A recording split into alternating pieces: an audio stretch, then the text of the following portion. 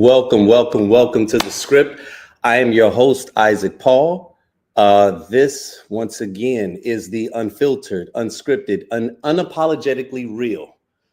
Each week, the script dives headfirst into stories shaping our lives, from the headlines lighting up your feed to the love dramas unfolding in your DMs. Powered by real talk and raw perspective, this live experience blends culture, commentary, and community with a pulse on what matters now. Whether it's politics, relationships, or the internet's latest hot mess, we're breaking it all down with insight, humor, and just enough side eye. This isn't just a show, it's your front row seat to the conversation you didn't know you needed. Now, we are in partnership with blackdoctor.org. Now, what is blackdoctor.org? Blackdoctor.org is an organization that seeks to align individuals with healthcare practitioners that are people of color. I say this every week that there's absolutely nothing wrong with anyone else, but there are some times where you may have some needs that you feel that a person that understands you on a more personal, more cultural level may be better suited for. And so, one of the things that we learn in healthcare is just how important it is to really be able to develop a great relationship with the people that are serving you and that are giving you care. And so blackdoctor.org is an organization that's been around for over a decade that assists people in aligning with those healthcare practitioners. And so if you're not tapped in, you definitely want to do so. Tonight, I have an incredibly special guest. We've got a heavy hitter in the building. Now, she's been rocking with me for over a decade, from co-hosting our wildest, the Tequila Tales Unleashed episodes, that's our podcast, to holding it down live on stage in multiple cities. Now, don't get it twisted. This woman is more than just witty comebacks and Leo-level confidence. She's a global HR people partner at Rolls-Royce, with a resume that includes Tesla, a master's degree from Villanova, and certifications that say, yes, I know exactly what I'm talking about. She designs leadership programs, drives culture shifts, and still finds the time to call out bullshit with surgical precision. She's brilliant, bold, and low-key, one of the funniest people I know. Y'all, I want you all to give it up for my girl, my sister in intellect, the edgy Brittany Starwood. Brittany, what's going on, man?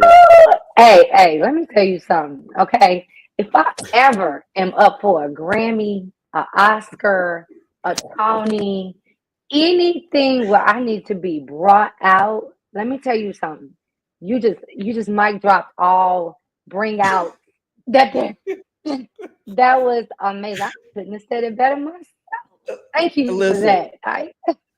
Listen, man. Look, you already know I'm amped. You already know I'm excited about this conversation. And it's for a couple of different reasons, right? And I feel like I have to give a couple of disclaimers, right? Like, now that we've gotten the professional stuff out the way, let me go ahead and give some people some disclaimers that some grown people activity is about to happen, because a lot of people that are tuning into the script, I don't know if they've ever had the pleasure of listening to our podcast, the podcast between me, you, Casey, and Omar Jones, called Tequila Tales Unleashed.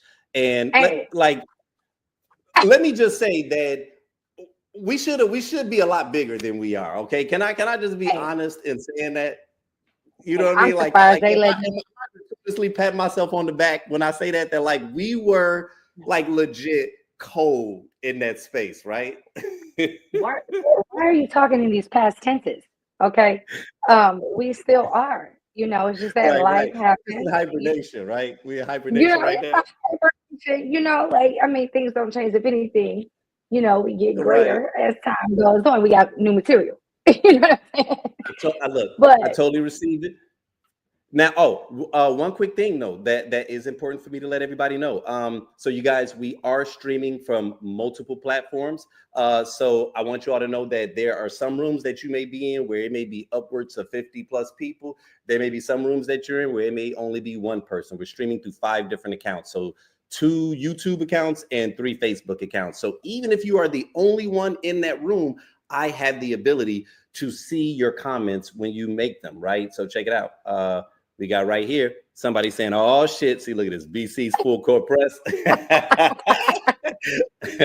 Look, we got Casey Alana. She says, "Hey y'all, Brittany looks amazing." See, So when y'all you can all comment, we get an land the opportunity to see it. That's compliments the dope on. part about doing this live, right? Is that we get an opportunity to see you all's commentary and to just kind of like get it in. Now, I was giving a disclaimer a moment ago, and the reason I am giving this disclaimer is just because, like I said, you keep it real. I've given you permission to keep it as conservative as you want to, but I know that when we get into some good conversation, that we grown is what I'm getting at. So I don't want no pearl clutching. You know what I mean? Like if you guys came here because you thought that this was going to be PG-13, it may not be, right? And so it's intelligent conversation, but we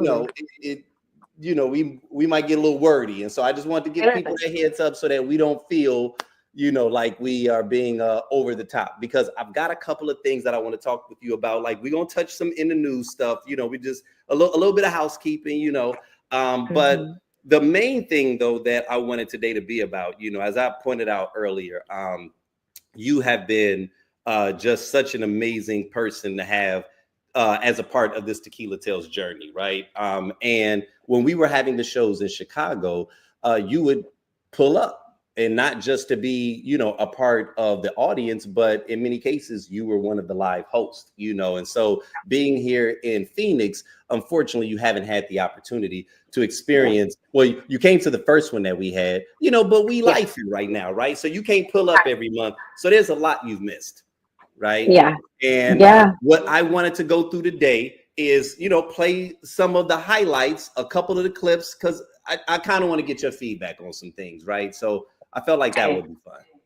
Yeah, absolutely. And I've been waiting, to get pulled in to give you some feedback on how I feel like your shows have been going in Phoenix. So absolutely, let's run a tape. I would love to do that. So where I want to start, okay? So I'm gonna go somewhere different at first, and it's not to be a buzzkill, right?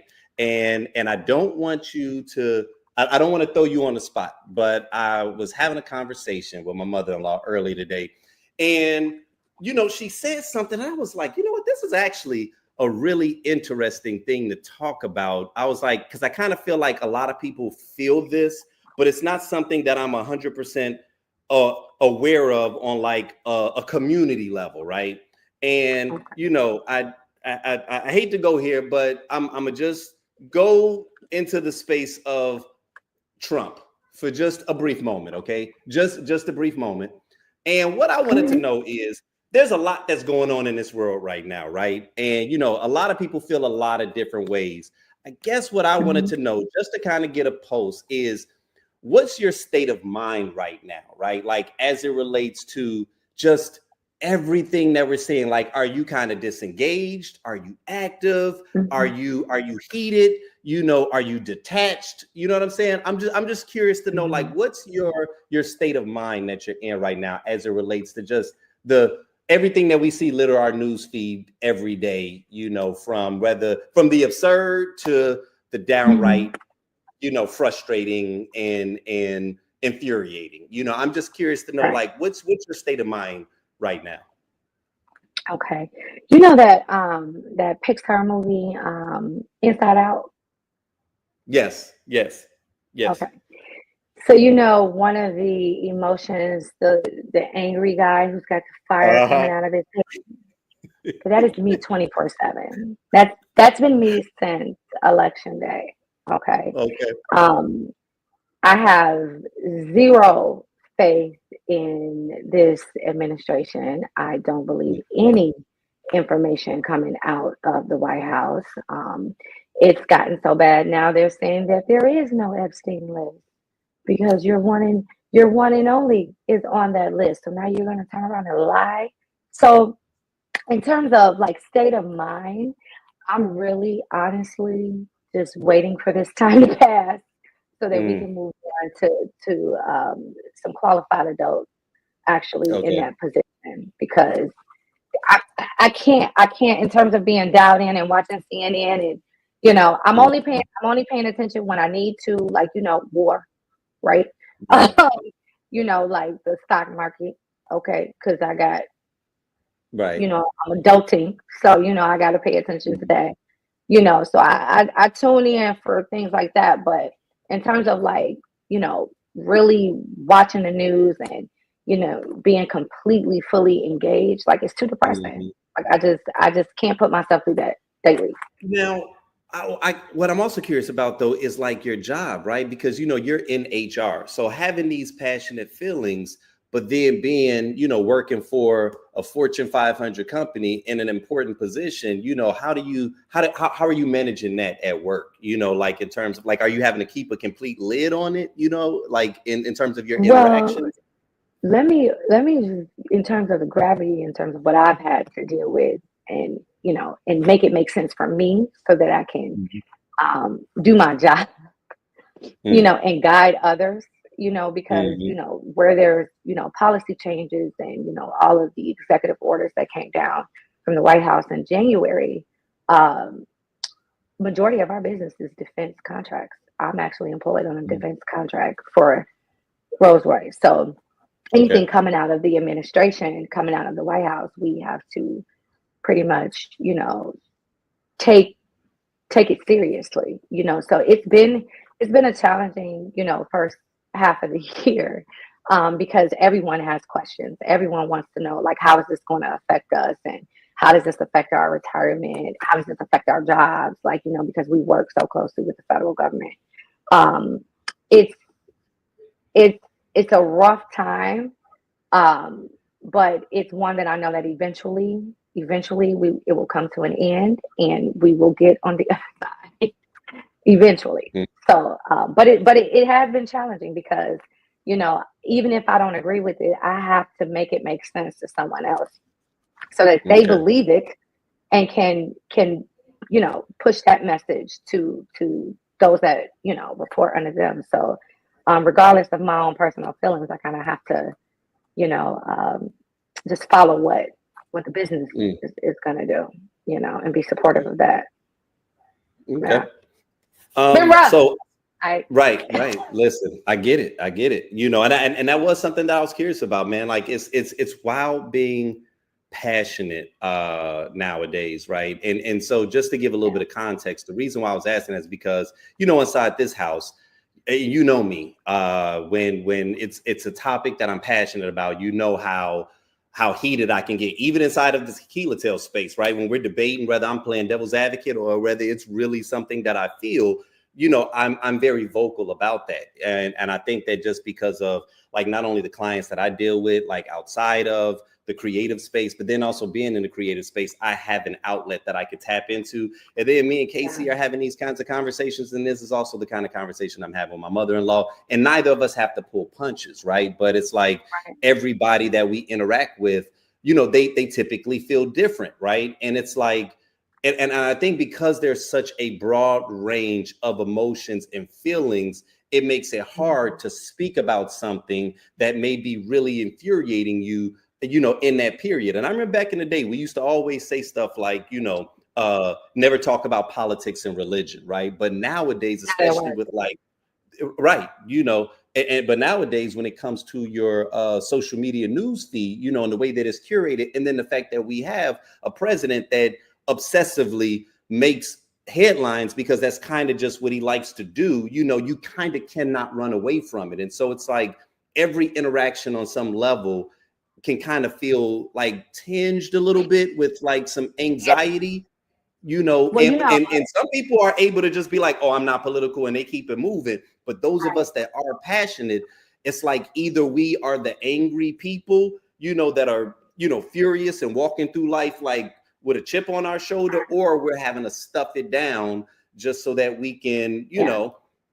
Yeah. not get And fired. I feel like we blame social media on so much, but Mm, honestly, I do feel like um the progression of, or the popularity of social media and how it's used has given people, kind of that confidence to come to work and actually express how they feel. Like that whole mm, idea of keeping religion and politics outside of work, that has been very difficult. Like I actually have to say it's been very difficult over the last couple of years, especially mm, with this president, because he encourages such manic behavior, um, and it's unfortunate because just dealing with certain employees and dealing with certain issues and peeling back the onion when you have two employees that really don't get along, it's all because you're at work talking about something you shouldn't be talking about, but because you sit Right. up online all night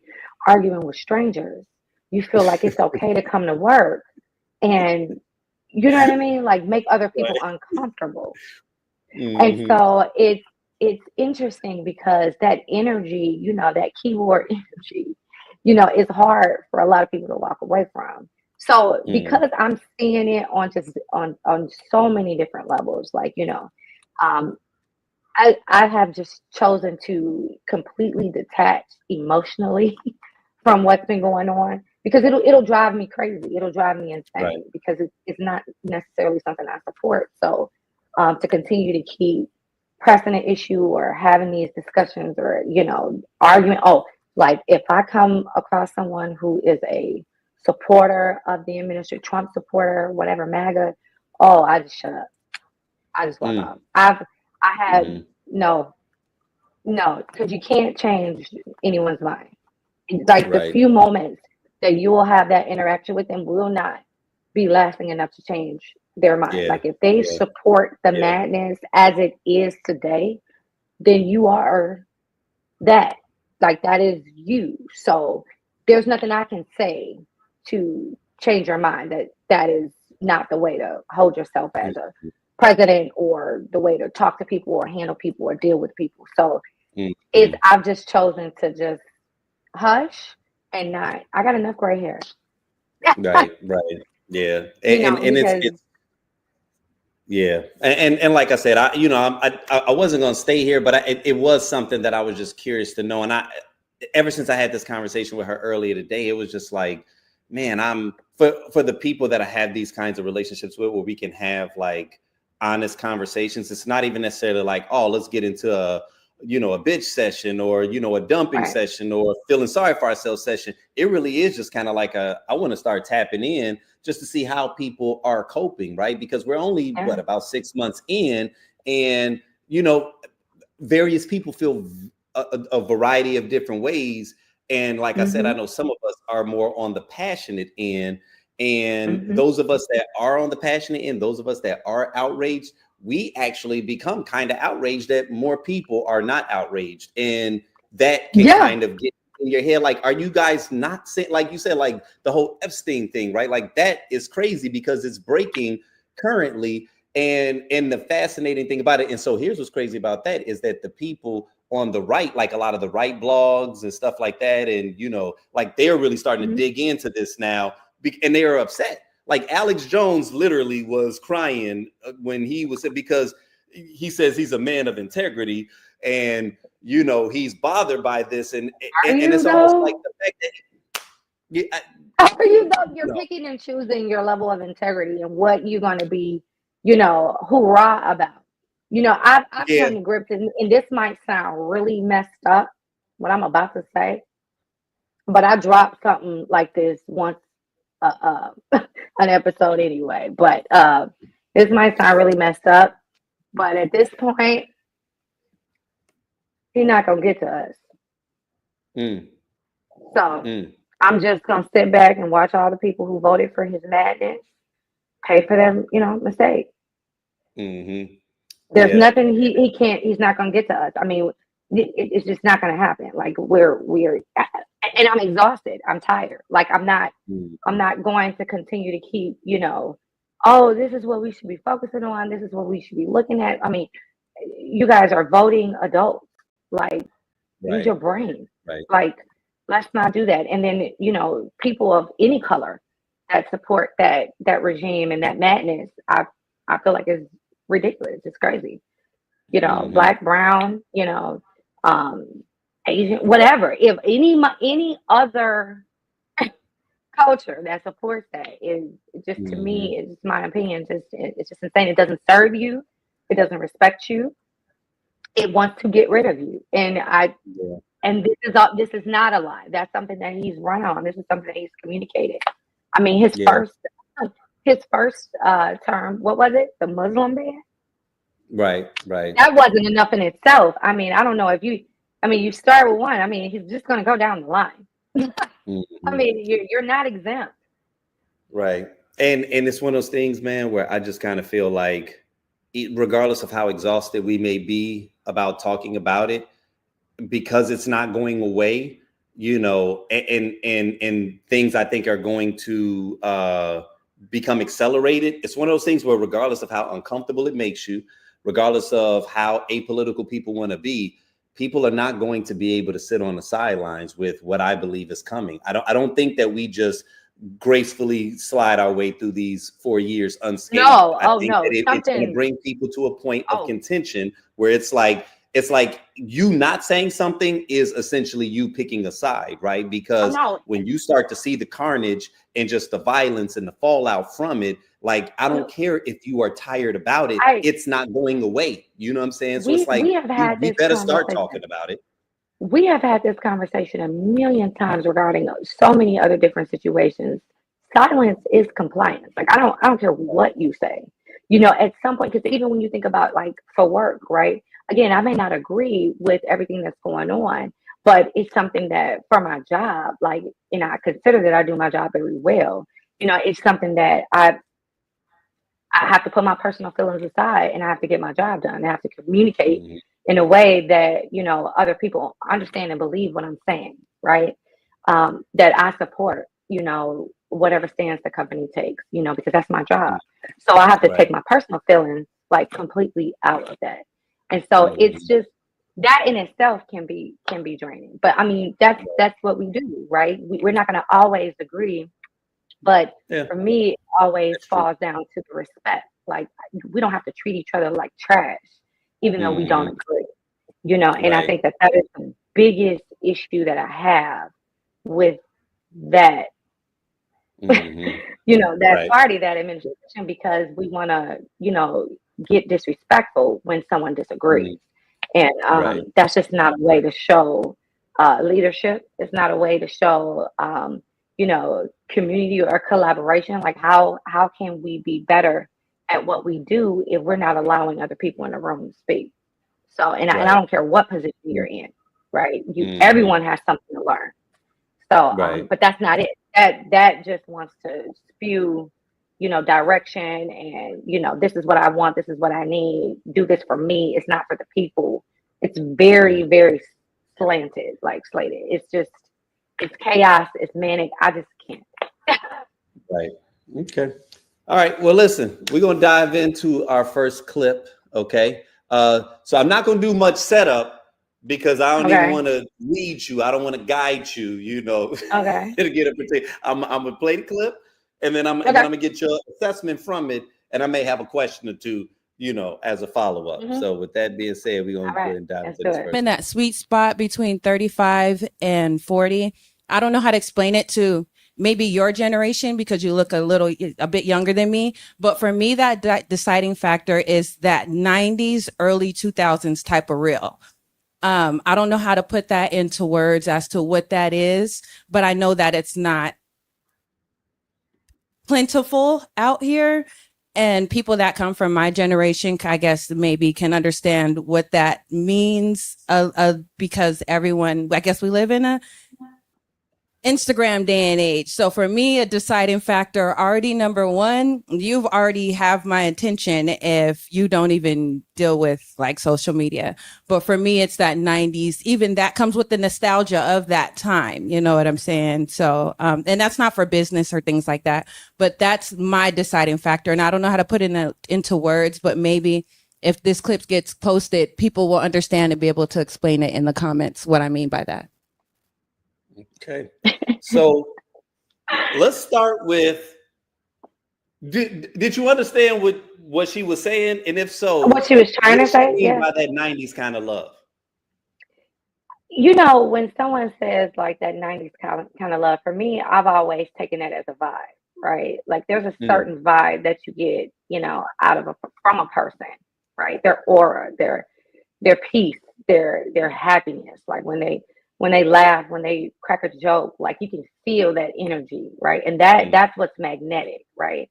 And Okay. when a person describes it as like that 90s type of love, it just means that, okay, you grew up in the 90s, so you in my age bracket. You know all the music that I know. So if we at a party and the DJ mixing, doing his thing, and he dropped that beat, you telling me like, oh, that's music, that's music, soul child. Like we can vibe off of that. That's a commonality because we grew up in the same time in the same era, and we could talk about 106 in Park. We could talk about different movies and different things that kind of changed the game. And our generation is really unique because we've seen every facet. Like we've talked about that as well. Like, I was born in 85. Microsoft made the first computer in 85. So I remember typewriters. I've used the typewriter. I remember floppy disks, like we have seen technology like take off and develop into what it is today, right? And it's not done. So being able to reach back to a time period where things were so simple. Like there are some times where I'm driving down Jeffrey, right, from 69, 67, and just the trees and just the way that the wind blows and the way that the sun hits the front of the car, it takes me back. It takes me back to 10, 11, 12 years old, running to the candy store. Like I could see all that. I remember all that. It's a feeling. It's when things were much simpler and I didn't have all the worries that I have today. Right. So when I hear somebody say that, like, oh, I want that 90s kind of, relationship or that 90s kind of love, what you're looking for is commonality and familiarity. You want somebody that has been through the same thing, the same time, the same experiences with you. You don't want no young nigga and you don't want no old nigga. You want somebody that resonates with you, Okay, wait a minute.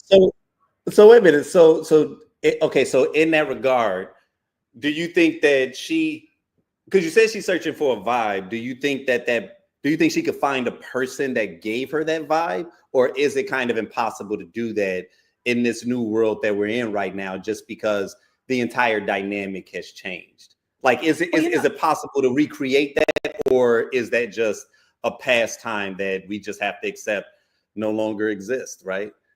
No, actually, it does exist. I mean, but you have to be intentional on finding it. So, like, you got to get your ass up and get the fuck off the phone. And you got to go places. And you got to talk to people. And you got to put yourself in situations to meet people who could have had those same experiences. And honestly, that whole experience of, like, the finding, the chase, the look, when you're looking for your mate or looking for somebody that you feel like, could be that guy, because us women, we could be real dramatic sometimes, like we could be in between relationships and you ask her like, okay, what are you looking for? Well, my husband is gonna have, bitch, why you gotta be a husband? Why can't you just be a boyfriend and start? You gotta get to the boyfriend before you get to the husband. Why are you looking for a husband if you ain't even got nobody that's playing with you now? Like, you ain't got nobody taking you out. You ain't got nobody calling you. You ain't got nobody buying you shit. But you telling me your husband gonna be XYZ. Let's find your boyfriend. Let's find somebody that wants to talk to you first. Like, I just don't understand that. Like, it's been times where I just be like, what are you talking about? You're single. What do you mean you're a husband? Now I get you aspiring too, but let's do baby steps. This is the reason why you got the problem. You looking over. Jump out as soon as you see him. Like, come on, I wouldn't fuck with you either. Okay. So hold on now. See, now you got me wondering if I have this clip queued up. Oh man, see now I gotta go and search to see. Oh, look at this. We got company now. Oh, he couldn't wait, baby. Right. He couldn't wait. Look at little Ike Jr. Right. Look at him. So now you got me wondering. Oh man, because hearing you say that, one of the things that we often, and this because. It's like the conversations can change locations, they can change time periods, but essentially they're just being recycled, right? And so, the whole dating with intention thing comes up quite a bit, right? Like, and what it means to date with intention. And so that's something that, is always like a challenge. And I'm always saying that it's almost like people aren't willing to just allow the process itself to kind of unfold a little bit, right? And that there is always like this willingness, like this pressure where you kind of feel like, well, I know off the top that this is, what it is that I want and da da da da. Like, and I'm like, okay, that's cool. And I don't think, would you say da da da da? So I understand people's desire to say that they want to like date with intention, but at the same time, it's almost like, are they stripping themselves of the natural process of like what naturally gets you there? You know what I'm saying? And so to your point of what you just said in terms of like you looking for the husband and you ain't even got the boyfriend yet. You know what I mean? It's like I agree with that. You know what I'm saying? And sometimes it's difficult to like say that to people without feeling like you telling them, no, just remain in this space right here indefinitely. And it's like, no, I don't think that's what it is. But I do think that people be rushing it. Right. Yeah, because see, here's the thing, like, you rushing to get to the end result, right? And you're putting yourself in a situation where you don't fully know who you're dealing with. And so when we talk about, the divorce rate, there's so many things that go into the divorce rate. It's not because people are uninterested in being in relationships. The fact that people are getting married shows that they're interested in relationships. Now, their reason behind why they got married is what affects the divorce rate. So if they're moving so fast, you've only known this man a year, 2 years. I mean, we've had that conversation. Like, a representative can sit around for 3 years, baby. Okay. Right. He could be a completely different man for 3 years at least. Right. So I found the clip. I'm gonna go ahead and cue it up because this actually was something that I did want to share. And it kind of goes into the point of what you just said. Once he's going to be very clear. And I think we need to, I'm at a big age, I'm 40 plus, right? So like at this big age, if a man doesn't say date 2, 3, 4, within at least a month, this is where I see you in my life. And I have XYZ planned for you, you don't want me. And I think we just need to be more honest about that as opposed to kind of sitting in this ambivalence like, oh, maybe I can XYZ and he'll come around. I don't think that happens. I think men that really are marriage minded know who you are when they see you, whether they want you forever or not. And I think we just need to be real about that. And I'm kind of piggybacking on what everybody else said, really. I think, men are clear. And with the swing state that I think women allow ourselves to be in, speaking to myself, is that there's really no ambivalence when a man wants you, period. Okay. All right. So this is, maybe it's a gift that I'm not available to show up in Phoenix because maybe my personality wouldn't mix well with the audience, because that would have been a time where I would have said, baby girl, what you're looking for is a stalker. What man in 30 days is going to tell you that, baby, I'm looking for, I see you having 3 of my kids and managing my portfolio. And, we're going to take, trips to the vineyard. I'm not gonna lie to you, and I consider myself to be very, very emotionally aware. Okay, and a very, very like real. Like I have a level of accountability out of this world. Right. At least that's how I feel. I don't mind, like, if I'm wrong, giving people their props and saying, I was wrong. Listen, let me tell you something. If we on day 2, 3, or 4, and he starts talking about my womb and my uterus, and when I'm moving in with him, I'm not calling him again. Why is that what you're looking for? Because what's going to happen is in 6 months or to a year, when you finally force him to propose, because now you're riding that train and you're pushing it like, well, when are we going to do this? When are we going to do that? Right now, It just sounds to me like you're bored. Find somebody that keeps your attention so you're not thinking about, oh, when is he going to propose? You guys have only been on 3, 4 dates. Right. J-Lo. Right. Jesus. Like, come on. Like, that doesn't even make any sense. You don't even know enough about, like, at 30 days, do you know if his mama crazy or not? Is she alive? Right. Where's his daddy? Do we know?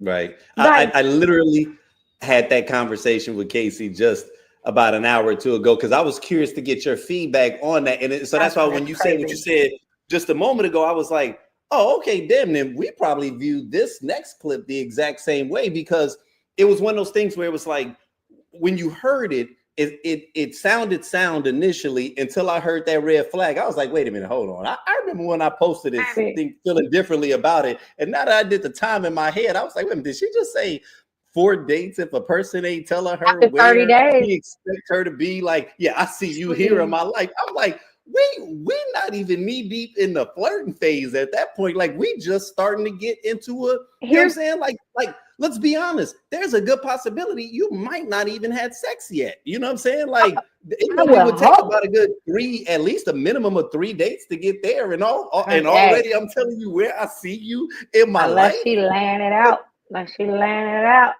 Okay. But here's the thing. Like, I agree with one thing that she said. Like, a man is going to be honest and a man is going to tell you what's good. It's up to you to pay attention to when he's speaking, like, and not hear what you want to hear. So when you mention marriage or you say something about having kids at your big age of 40 plus, because you ain't had it yet, and he say something like, oh man, you know, I've been really looking forward to, you know, turning 50 and really traveling, you know, and you steady pushing, oh no, well, I ain't had no kids, so, you know, we definitely gonna have to have 1 or 2. You're not hearing what is being said to you. In those situations, you're not listening, and vice versa. Same thing with men. You know, because there are some outliers like that. Some men that get into certain, you know, with certain women and are possessive and controlling, and by date 3 or 4 is like, you moving in, why are you not trying to move in, and this, that, and the third. That should scare you. Not make you all, you know, me so horny and I'm ready to get married. No, that should actually freak you out. Like, it's like sometimes people just say stuff because they think it sounds good, but it don't though. Like, but then it makes sense as to why your relationships don't work, because you just like to say stuff. Right. Well, look, I'm a tattletale on Casey, because when I told her the angle I was going to take, she was like, well, you know, you gotta be careful, because, you know, when Brittany know when she likes somebody, she'll move fast. And I was like, yeah, but we ain't talking like fast and she don't know the nigga. You know what I'm saying? Like, it might be she done known them already. I mean, and then they went there and she like, all right, if we gonna do this, we gonna do it. But I'm like, no, she ain't gonna just know somebody 30 days and be like, well, where you at? I need to know where I'm at in your life. Like, now, there's some things I could say, but it may not be appropriate for this platform. So I'm going to hold that, you know, for when we do our little, you know, reunion, whenever that happens, and we link back up, and I can get real, you know, raw. But honestly, when I mentioned earlier, like, you know, you have to be intentional. So like, if you meet somebody and he gives you an immediate like good vibe, and you find yourself thinking about him, and you're like, oh, okay, well, you know, he might be all right.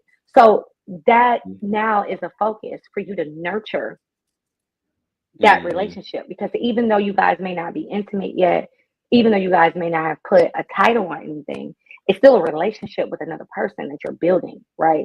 And so in order to get to those other milestones, regardless of how old you are, like, that's another thing too that blows me. Like, oh, because I'm 40 plus or I'm in my 50s, I don't have time to play. No, you don't have time to play, but that don't mean you skip steps. Right. You still have to go through the process.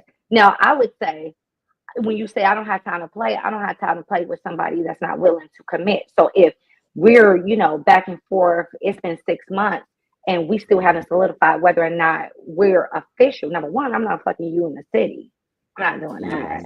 So if we can't commit to being official, then maybe this isn't for me.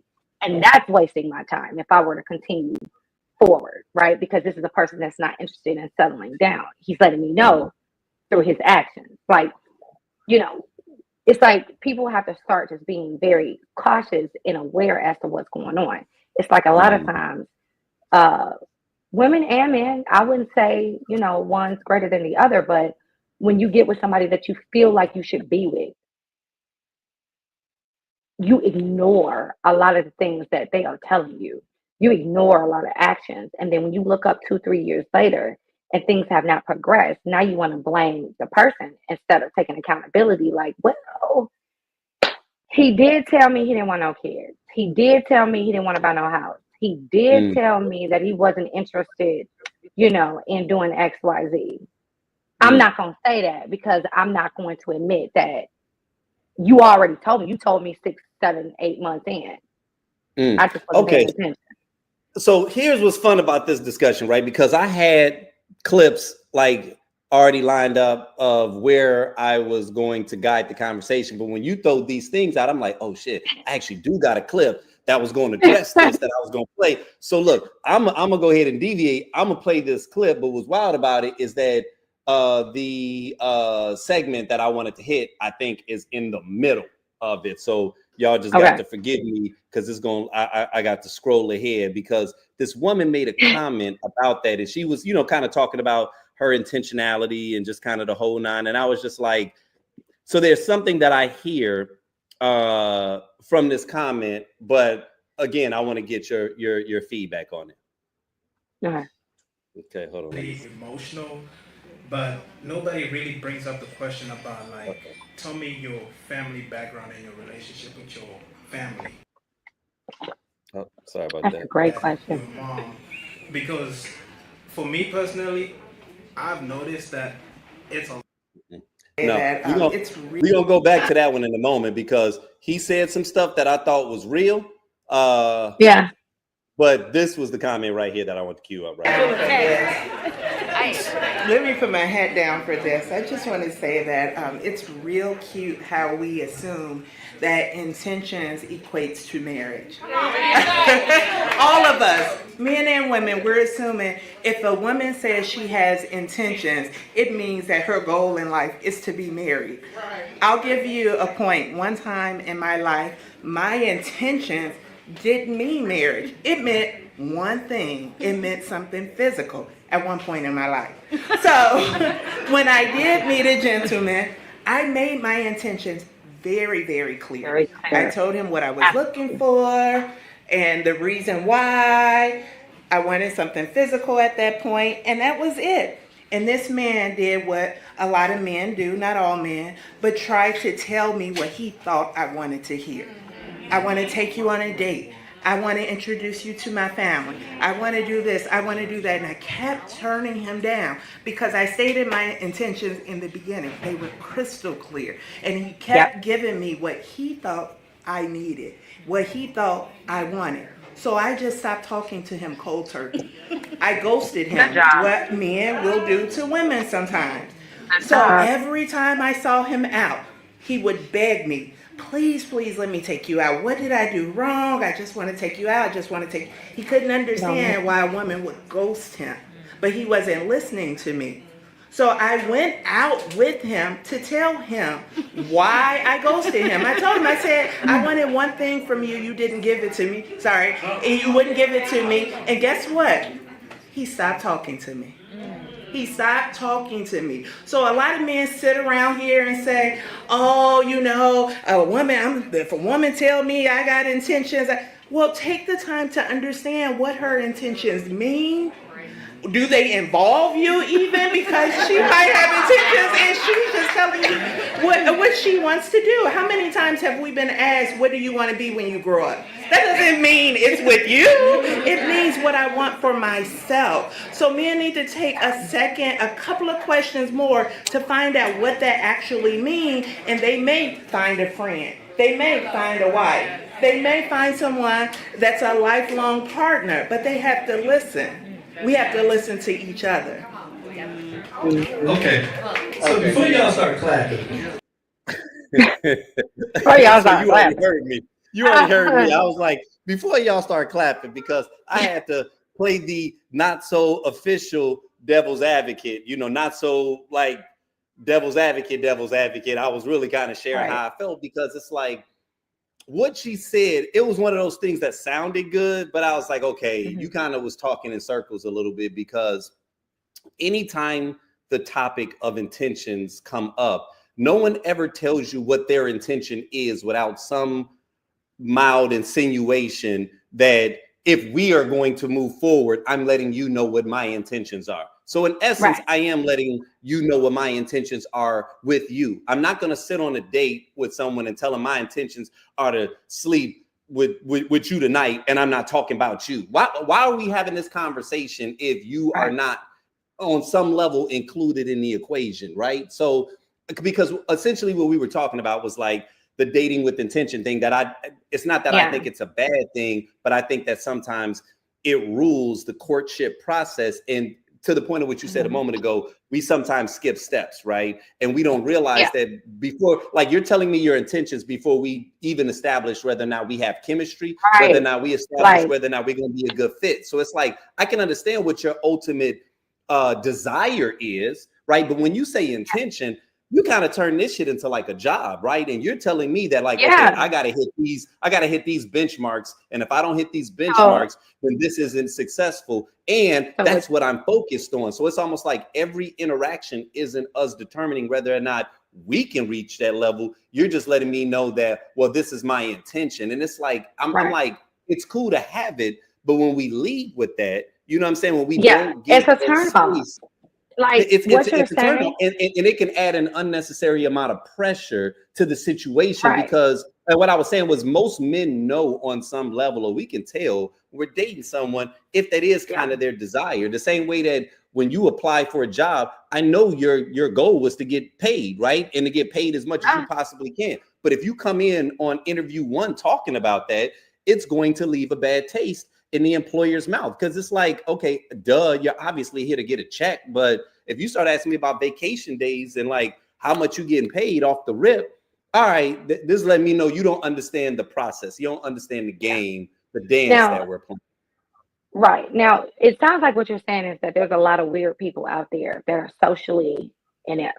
Like they have a problem with relaxing, being on a date, being natural, and communicating what their goal is without sounding like I'm looking to get married like today.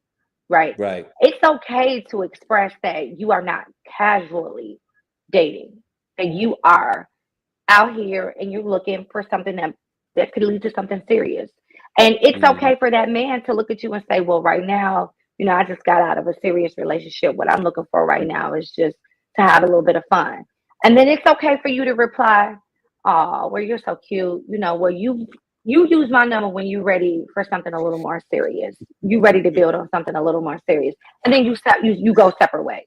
Like it's Mhm. okay to say that, I'm in terms of me dating with intention, I'm dating because I'm looking to build on something. I'm looking for, a monogamous relationship. And it's okay to express that because that is what you don't want. You don't want to, be dealing with somebody that's actually looking for fun while Mm. you're thinking that these little escapades and showing up for lunch and all this stuff is going to lead to something serious in 6 to 7 months, but it never does because that's not what he's looking for. So it's just finding a way to kind of communicate that without being weird, man, without coming off weird. Like, you Mhm. got niggas tied up in a basement somewhere. Like, that's just not, it's not attractive. And then it's like you wonder why you are attractive and motherfuckers is ghosting you, why people are not replying, like, returning your calls. It's like, because you are wired, like you are Right, focused right, on something that right. I don't want to talk about right now. Right. And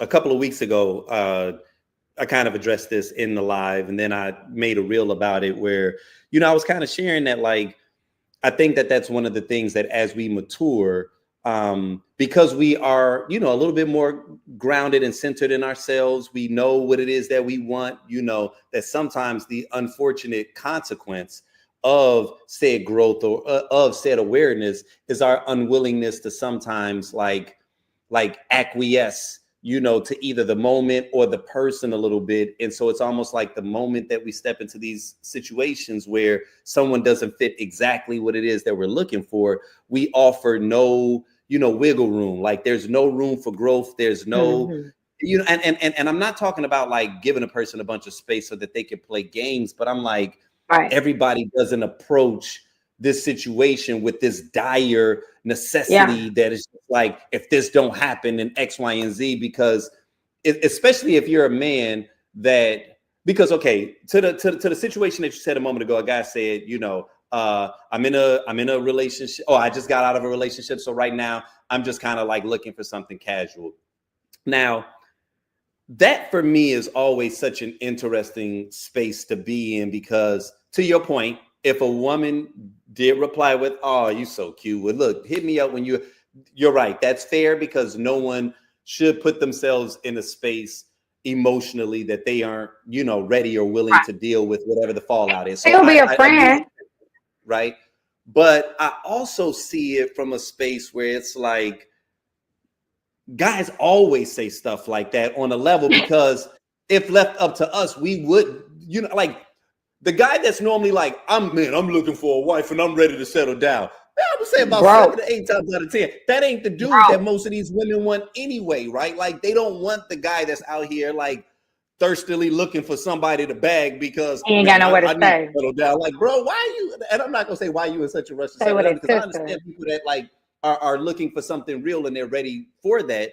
But there are also times where it's like people get this like this urgency where it's like, I'm getting old, you know, because look, a lot of women have even been talking about this online, like how a lot of times older men are looking for a woman to take care of them as they get older, right? So like now you got people like, now that they didn't, you know, philandered and had they fun, they ready to put the clinks on you. And like you said earlier, it's like, yo, that might be a little red flag territory. You know what I'm saying? Not just someone that said, man, I'm really anxious to find someone that I care about, you know what I'm saying? So that we can do things together. But like, I remember when a good friend of mine, when she had gotten out of a relationship, she hopped on Match, and I kid you not, man, she would share the interactions going back and forth in these threads, and some of the stuff that these dudes were saying, and they were all like late 40s to mid 50s. And when I say they were putting on the full court press, it was in a way where I was like, that ain't even attractive. And these dudes, they had the money,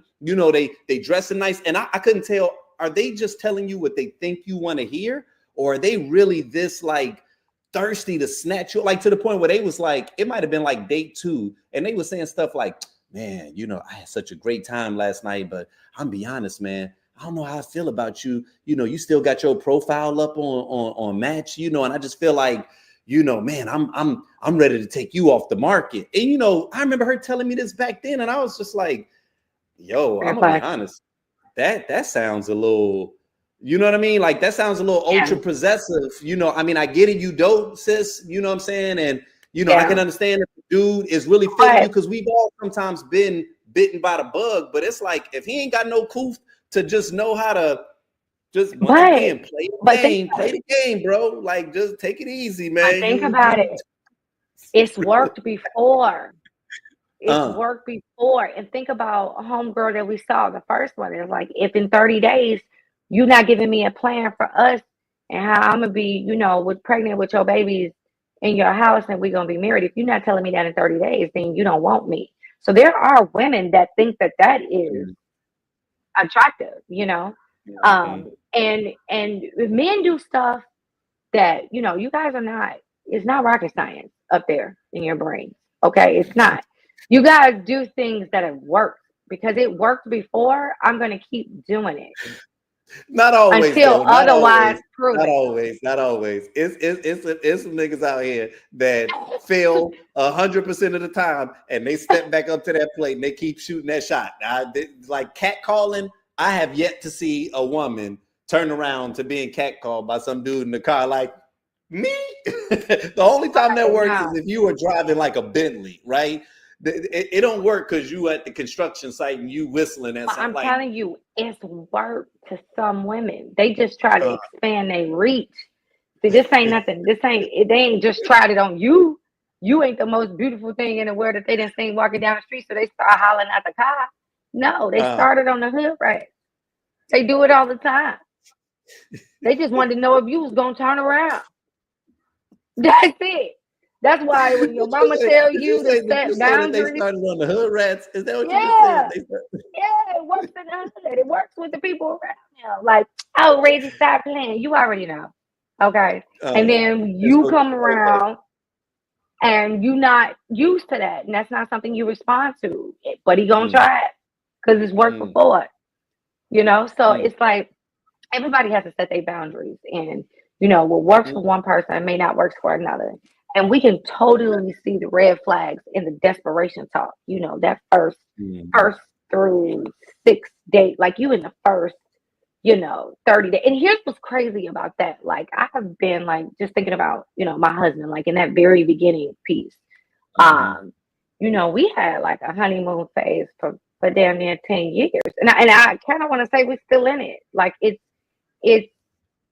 when it's right, you know. So certain things just organically take its place. And then you can bring it up and say, you know, hey, I've been thinking about this, but you haven't said anything. And then out of, you know, it's not a fight. It's no, you're absolutely right. You know, like, what do you think we should do? So like when it's right and it's organic, things move at its pace, you know, and you know, you just along for a ride, right?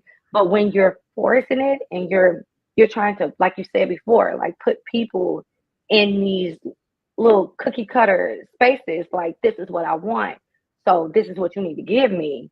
I mean, you don't even know if that person is capable of giving you what you want at 30 days. Right. You haven't been through anything together. I need to know what it looks like when you broke. I need to know what it looks like when you lose somebody. I need to know what it looks like when you have a bad day at work. You know, like when you wake up in the morning or you just having a bad day. Because what you won't do is kill me in my sleep and we end up on Snap. That's not going to happen. Wait a minute, you say, and y'all end up on what? Snap. Yeah. That's where all the couples who got married too fast and don't know they mate end up on Snap. While you're trying to rush 30 days, your ass is going to be on a 60-minute episode on True Crime TV. Right. First with that lady in the background. Right. They're going to be like, it was a sunny day in Chicago. And right. You know, like.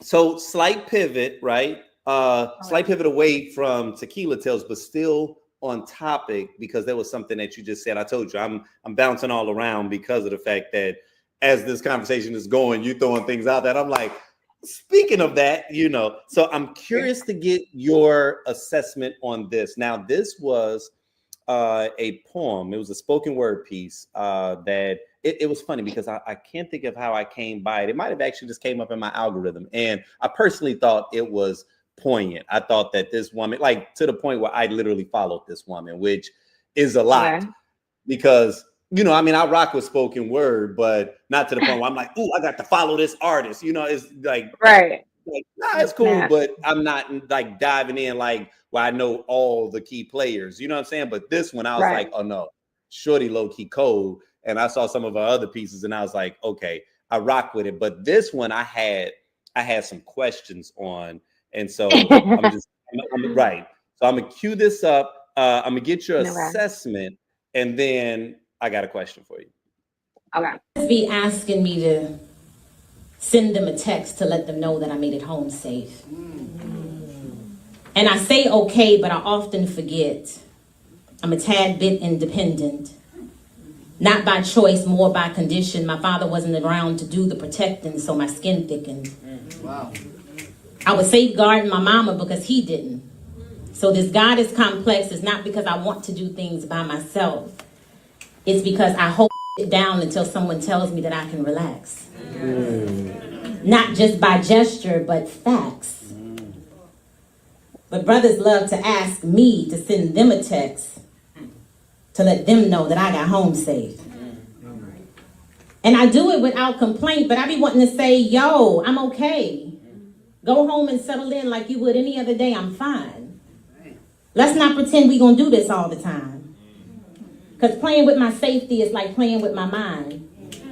And obviously I be out of sight, out of mind. It's like they see me and then they remember that I'm worthy of their wondering. As if my other 6 days don't need covering. Wow. And I'm not trying to be stubborn. I just don't want to pretend that these random acts of care can compare to the provisions of a good husband. I mean, there's plenty of nights I get home after the street lights come on. And it's business as usual. Everybody carries on. But today, somebody wants to know that I made it home safe on a random Tuesday. And I promise you, I want to appreciate it, but it leaves me deeply insatiated to be like, hey, I'm home. And then they be like, good. And I guess that makes a man feel the way that a man should. And I guess that makes a man feel like I'm better protected because of his text message. And there's somebody right now saying, girl, just be happy somebody thought about you. As if people never do. I'm cared for. That's why this random text message every blue moon leaves me confused. But I'm never rude. I let them know that my commute was smooth, but here's the truth, God got me, I'm safe. I check in with my mom and them every single day. My homegirl lives 5 minutes away. My homeboy works nights. He's like, hey, if you need to talk, call me along the way. Their care is consistent. And this little text message exchange will soon be non-existent. It's protection on a screen. It's not like you walk into the door with me. It's not like you talk to me on a long drive. So I'm home like, yo, I'm alive. I made it home. Let's do this again in 17 weeks when you see me at another show. But for right now, there's a spider in the corner of my room. And the trash needs to be pulled. And I'm going to need some air in my back tire real soon. But this text message confirmation is cool. It's a nice gesture. Okay. So what are your thoughts on that? I got a few.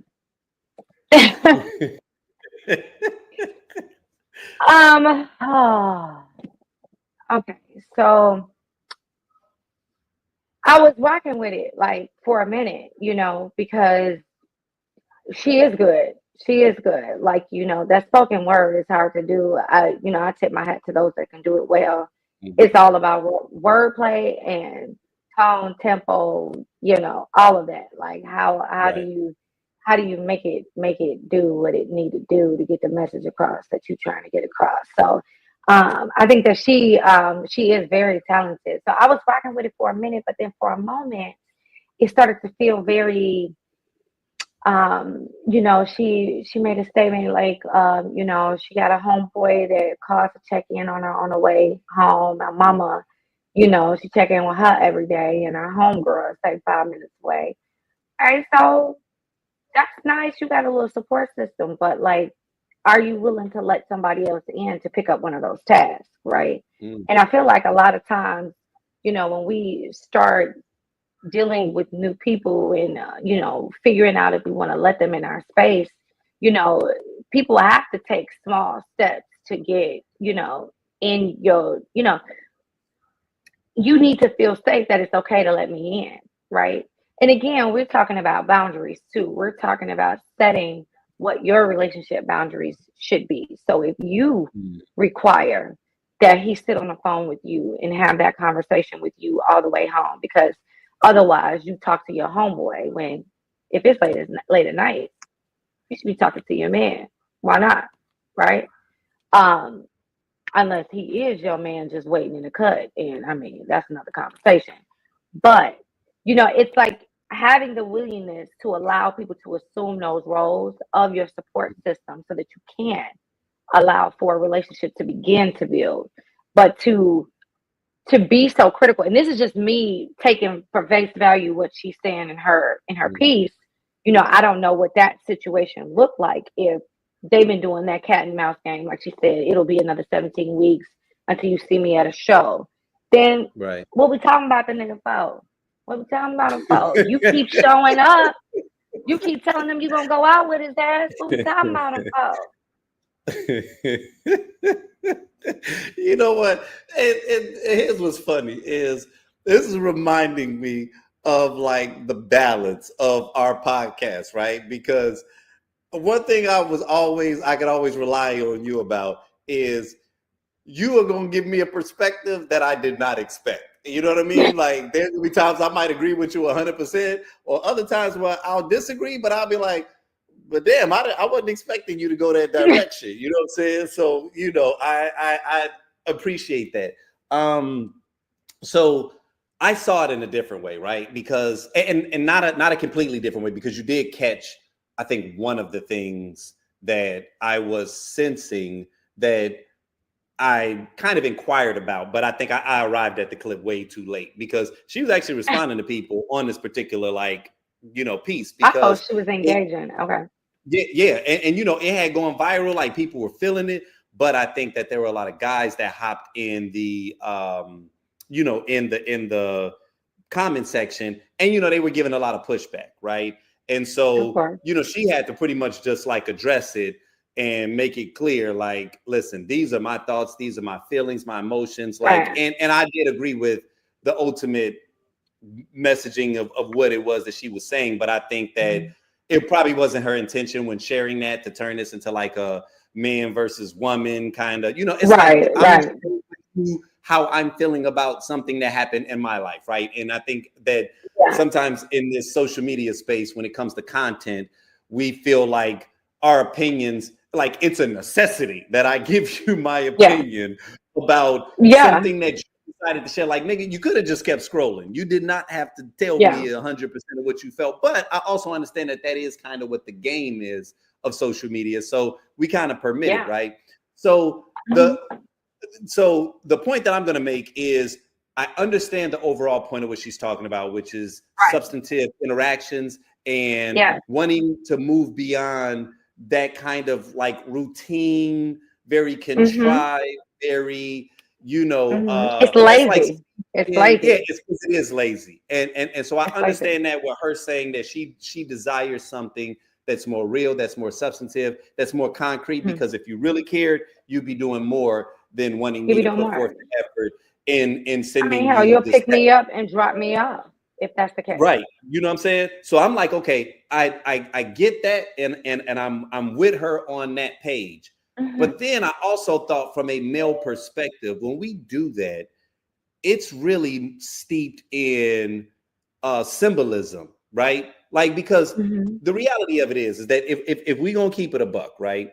I'm not Liam Neeson. You know what I'm saying? So if I tell you to text me on your way to the crib, and you don't text me on your way to the crib, and you really did get abducted, ain't shit I can do, right? Like, I'm Right. like, I'm not there, you know what I'm saying? And I can't pull the full Liam Neeson where it's like Taken, and I'm, all right, tell me where There's you're only at and one what color shoes Liam does he have. Neeson. Yeah, Right. that's not gonna happen, right? So on a level, it's always been performative, yes, but steeped in a tradition of, I understand that this is a bit of a courtship thing, and I'm ultimately trying to make you feel good, which is what I feel is a lot of not just modern dating, but traditional dating. A lot of things that we did, it was steeped in symbolism, like the male Yeah. walking on the outside of the sidewalk. Like, Yeah. if a car jumps that curb, it's killing both of us. I'm not going to absorb that impact, right? But me doing this is chivalrous. You know what I'm saying? Yeah. Like, you have the ability to open the door on your own, right? Like, you're strong, Yeah. but me doing it for you, again, steeped in traditionalism. So I think that the question that I had as it related to this was, how far do we go in removing outdated traditions that we feel no longer serve purpose? Because I understand that we are searching for something that's more real.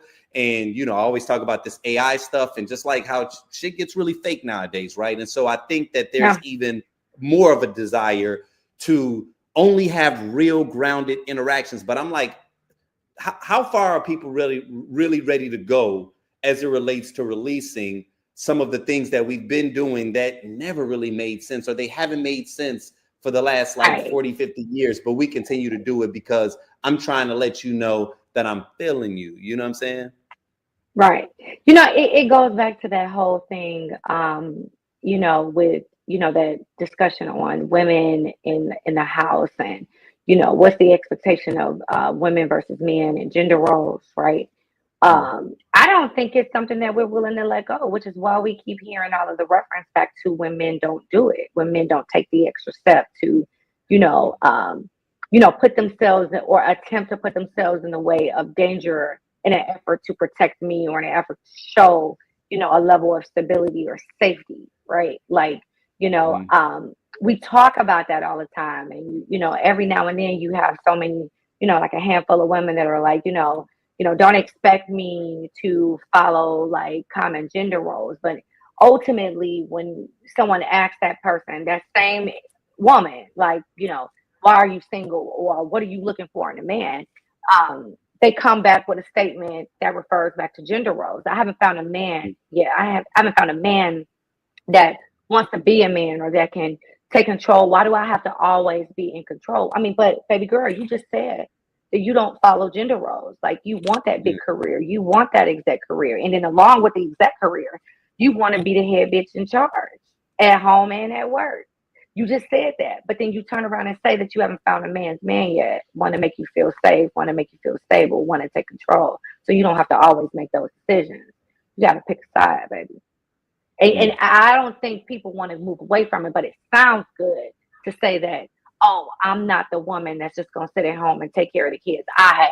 They're my damn babies. Of course, I'm going to take care of my kids.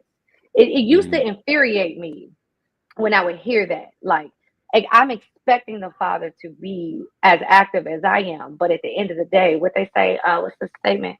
Mama's baby, daddy's maybe. At the end of the day, that thing came out of me. Regardless of what happens with me and your daddy, or what happens here, he could get hit by a lightning bolt and die. Okay, he could get shot and die like a straight bullet. Then what? You're gonna sit around and not do what you're supposed to do as a mother, right? Just because you don't, it's just weird. It's just, to me, I feel like it's a lot of conversation just to have conversation, when ultimately at the end of the day, we're all wired the same. We all came from the same living, same way of life. Like, that's what majority of us saw growing up. Now, as much as they want to push back on it, you're still wired that way. So you're saying that you're not going to conform, but you're looking for a man to do that. Okay. Make it make sense. Right. So I don't think people are trying to move away from it. I think that is something that just has been so ingrained in just our culture that it's expected. It's like a subconscious expectation. Like, I've even heard some of these very same strong ass women say, he didn't even walk around and open my door. He didn't do this and he didn't do that. But it's like, you crying that you don't need that. That's not what you're looking for.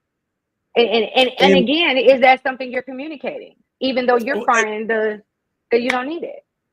It's unique because it's like we're in such a fascinating space right now. And sometimes I have conversations with Casey and I'm like, it's hard to really give an accurate opinion because we're not in them streets. And so you don't really know how the streets it's weird out there respond to your energy if you were out in them, right? And how much of what, like, I'm be honest, and because this is a thought that just hit me right now, a bit of a mild epiphany.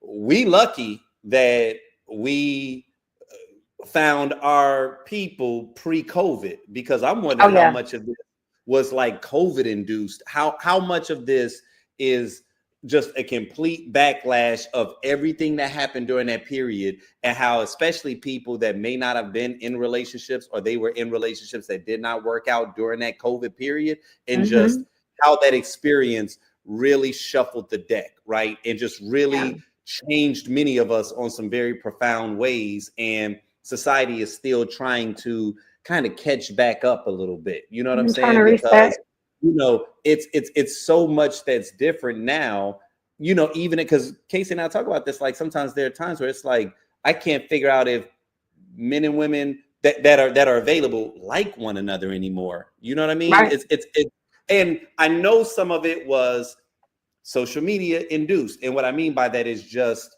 that we had certain voices that became very popular that were very combative as it relates to men versus women, and it polarized people and kind of forced you to pick a side. You know what I mean? And regardless of whether or not the things that these, influencers were saying had any legitimacy, it still divided people along some very key lines. So now they don't have that same capacity to, you know, like let some shit slide like we used to. You know what I'm saying? Like if we was out in the club and I'm single, you single, we feeling one another. There's so much other shit that we are kind of like brushing over just purely off of the chemistry and our physical attraction and like what might be like a mutually desired goal, which is us hooking up, if not tonight, at some point. Like we both playing this game because on some level we're both invested in whatever this may be. But now social media, and what I mean by social media, I'm not even just talking about the content. I'm talking about the algorithm, right? Like the algorithm is custom built to be unique and specific to you as an individual. And it caters to you in a way that I don't think anybody, any human being in this world has the ability or the capacity to do. Nobody, not your mama, not your children, not the love of your life, your soulmate does not have the ability to cater to you better than artificial intelligence does, because it knows you damn near better than you know yourself. It knows your triggers. It knows that you go to church, but you watch ratchet stuff. You know what I'm saying? It really knows what your interest. Yeah, you didn't like it, but it knows that you rewound it 8 times. I actually watched it 8 times. You really, and they don't know the world that you present to the world, or the face that you present to the world. It knows you. You know what I'm saying? Yeah. And so I think that we are starting to step into real life situations with real life humans with that same level of catered expectation. And I honestly think that that is part of what is making it so difficult for people to get to that next space. Now, I understand you saying to the point like, no, I want more, I desire more, and I don't want to settle. I get that, and I'm not saying people should accept. But those same people are not willing to put in the work either. Like they're looking for the relationship just to come wrapped in a bow and dropped in their lap. And that's because you got all these complaints about him. But what the fuck about you? What have you done? What have you done to try to filter, water, and grow this situation? You haven't done anything but consistently complain about what he's not doing for you. And we don't know if you're even communicating, if that is what you're expecting, or if you are expecting him to know. Like I've had that conversation recently with someone, and I had to walk away from her because she said, oh, he should already know. I shouldn't have to tell him. You said, are you dating a psychic? Are you dating Cleo? You know what I'm saying? Call me now. Like, what are you talking about? Right. So, and we grown, you know, which means that you ain't the first, baby. You're not it. So he's had other relationships, other things that have had impressions on him, right? And so anytime you attempt to try to build with somebody, and again, all relationships, friendships, intimate relationships, you have to communicate what your boundaries are and what it is that you're looking for. You can't automatically assume just because a person is 40-something years old, they know how to treat you. They know how to handle you. They know how to talk to you. They know how to, you know, like love on you, surprise you. They don't know how to do any of that. You got to teach them. You got to teach them. Like a lot of times I used to mess with my husband, but then boyfriend. Like, you know, I would say, you're gonna learn today. Like I'm gonna teach you today. Like you're gonna figure this out today. This is what I like. This is what I like to do, or this is what I need from you. You know, and like a lot of times people don't want to have those conversations because I don't know if they don't feel confident already in the relationship to request that. So in order to save face, or, you know, let me not be told no. Let me not be told that he can't do that. Let me not open the door for a no. So I'm gonna just sit back and expect it, and then get mad when it don't happen. Right. Because that's the part right there. If you sit back and accept it, then on a level you have kind of condoned it or acquiesced to it on a level. Yeah. You know what I'm saying? Yeah.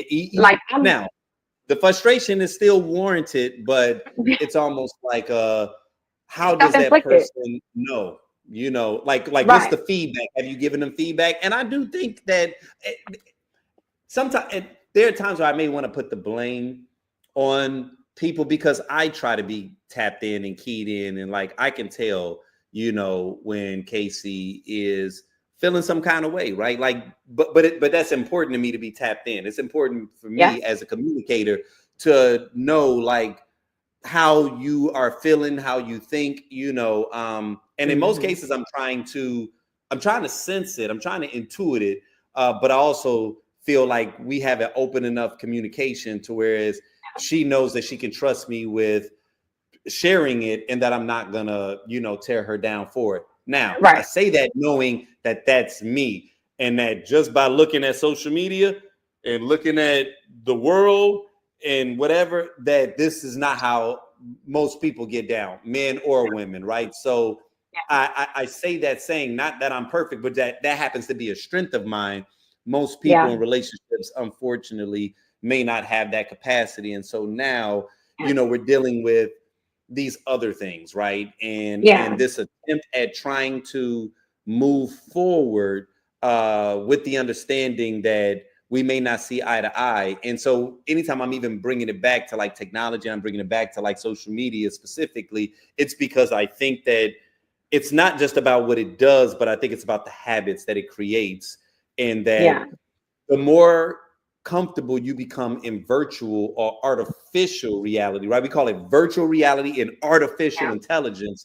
You start to confuse that with real intelligence and with real reality, right? And so you become accustomed to the benefits of this virtual world while still secretly desiring the benefits of the physical world. And it's like they do operate off of different, you know, rules. And so I think that like, yes, you do want something perfect and you want something that's catered for you.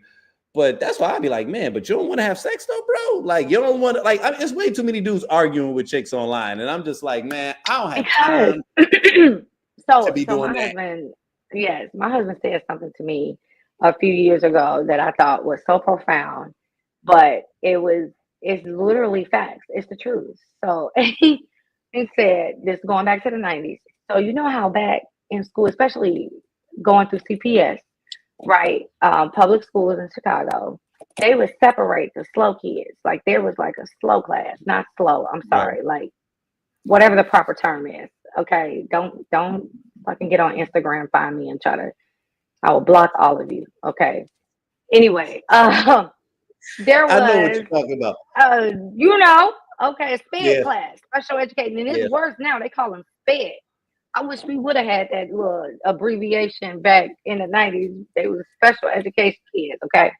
But they were separated from the group. They did shit differently because the way that they interacted and engaged with other students was different, right?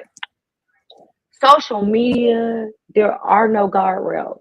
Everybody is in one big ass pot. So you got the SPED kids and you got the normal kids arguing. The dumbest shit I've ever seen in my life. And this is where we get MAGA.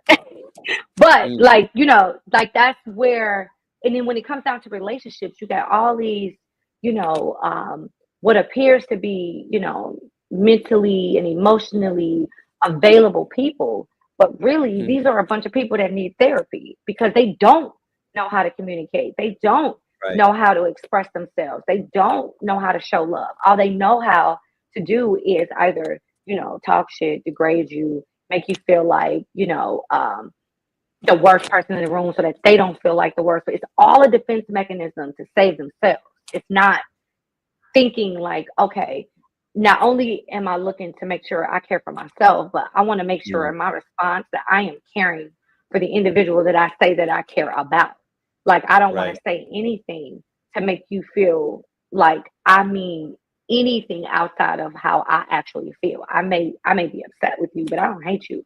Like, I still love you.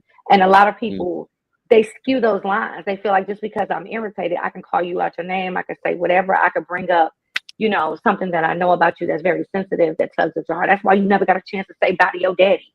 Damn. And you want me to come back home to you? Absolutely not. Like, why do you think that shit's okay?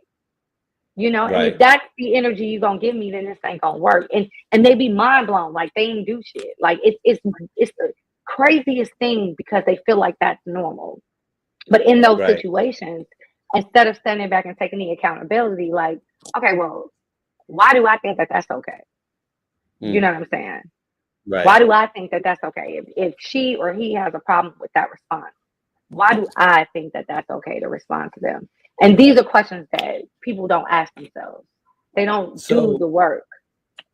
here's a unique segue, because you talk about accountability, right? I want to get your feedback on this next clip.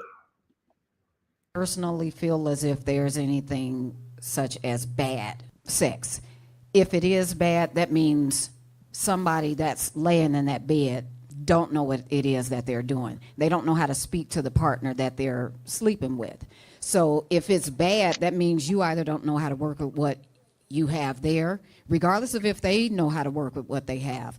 If they don't know how to work with what they have, you being in that situation with them, to me, it's your opportunity to teach them about you and what it is that you like. If they can't grasp what it is that you like, then that's when you have to make the choice at that time to, this isn't gonna work out on the sex level, but this is what I like.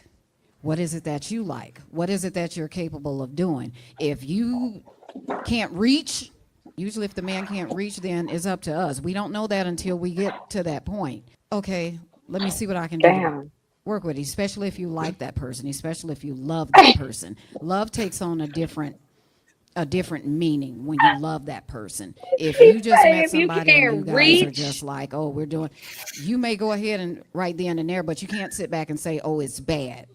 It just means that you didn't want to work with that person. But if you work with that person, oh, they gonna think they got it, they God's gift to woman. Okay. So what you think?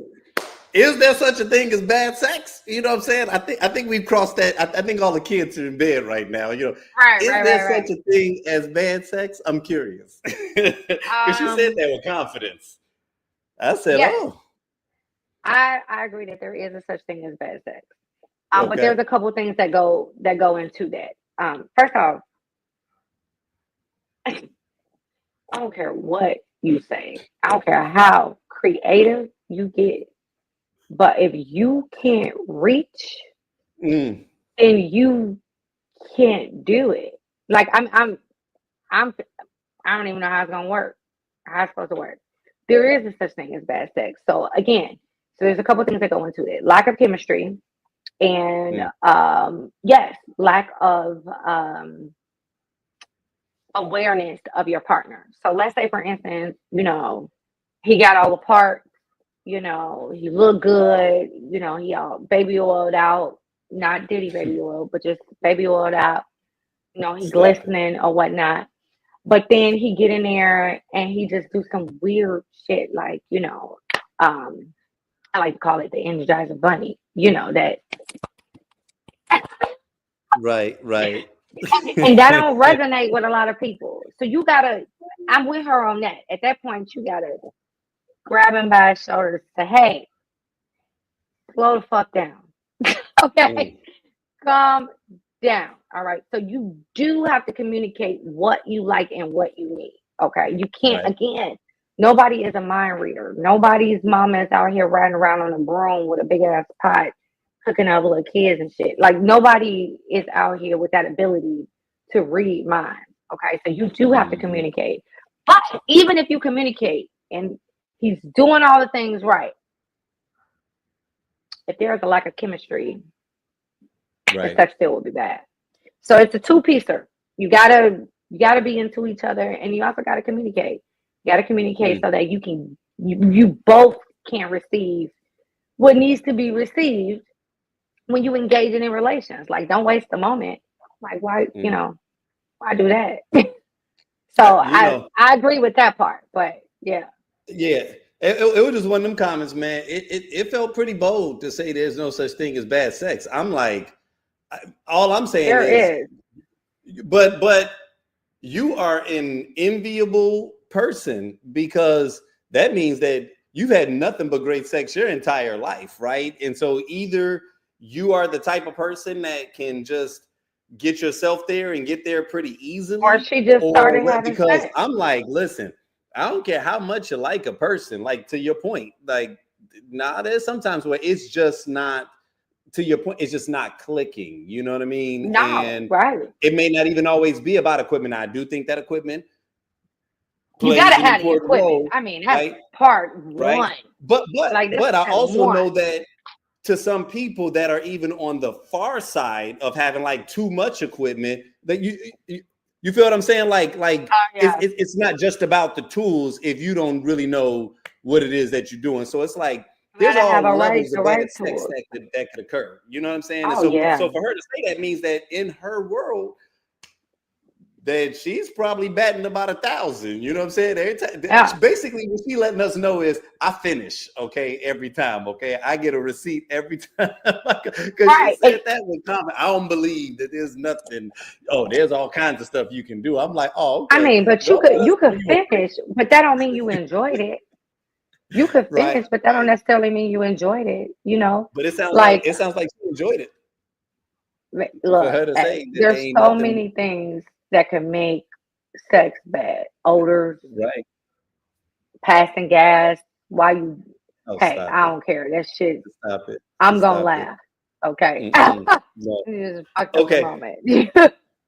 Now it's time for me to piss you off, okay? With Okay. this next clip. Just because I literally pulled this one to the side just because I wanted to get your feedback on this. Mhm. To be friends with, Uh, they respect where I am, and I'm respecting where they are.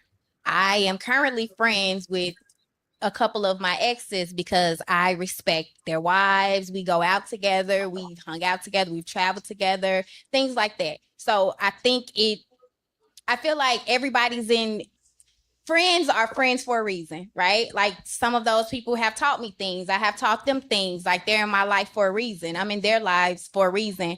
I'm also a secure person. I think that has a lot to do with it. Like she just said, like different experiences can kind of cause you to feel a way about whether or not you should be cool with your ex. I'm cool with it. And the people that I've dated, my ex spouse and everything, they were cool with it because of how I respect myself. mm. Okay, what you think about that? What you think about that, Brittany? She said you can be cool with your ex.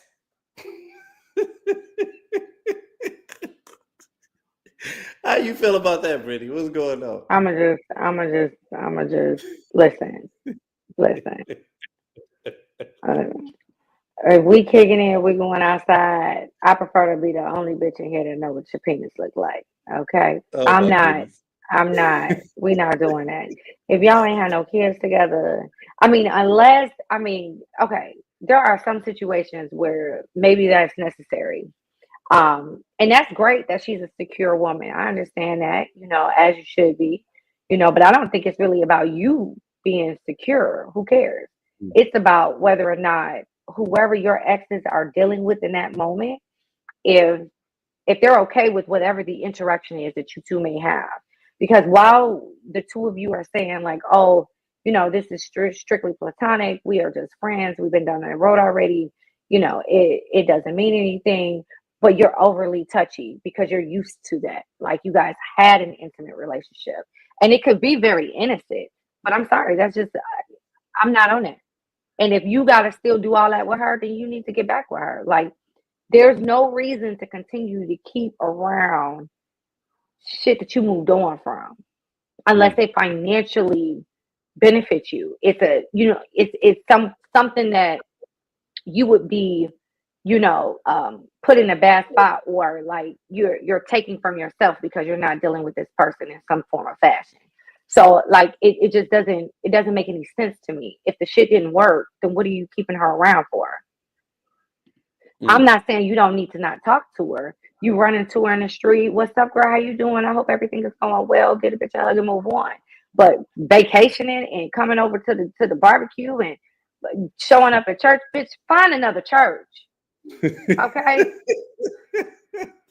Let's not play these stupid ass games. Y'all want to be so secure with your exes and still kick it. No, what you are is nosy.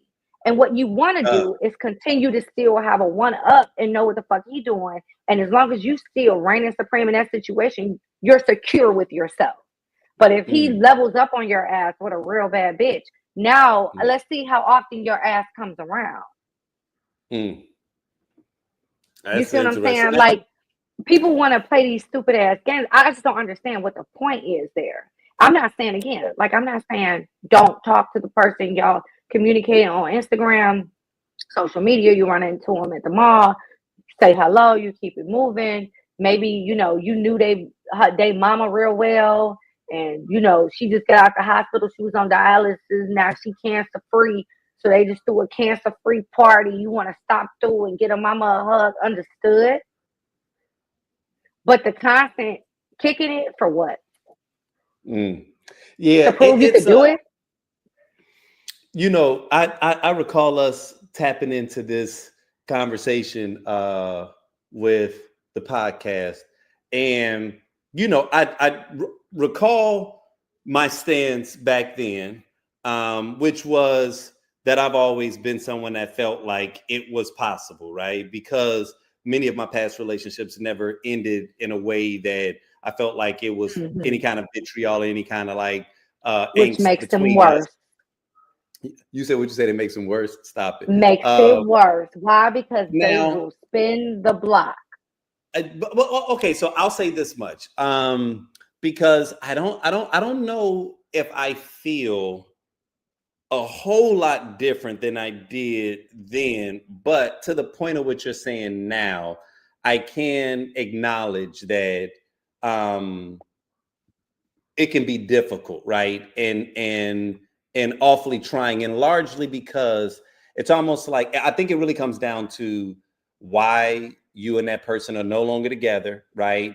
And whether or not there's any lingering feelings, which I think on a level, it is difficult to assess that, right? Because people can play nice until they get in a situation or a compromising situation where if those old feelings that they have, you know, if there's a void that was created because of those old feelings, that all it takes is the right set of circumstances for them to attempt to act on it, and that it can create the potential for nonsense, right? You know, I think that I was viewing it purely from a just knowing that I'm still able to like catch up. And, you know, sometimes they may have come in town and oh yeah, man, we go out and, you know, have drinks, you know what I'm saying? And like, just catch up or whatever on some old, like, man, how's everything going? You know?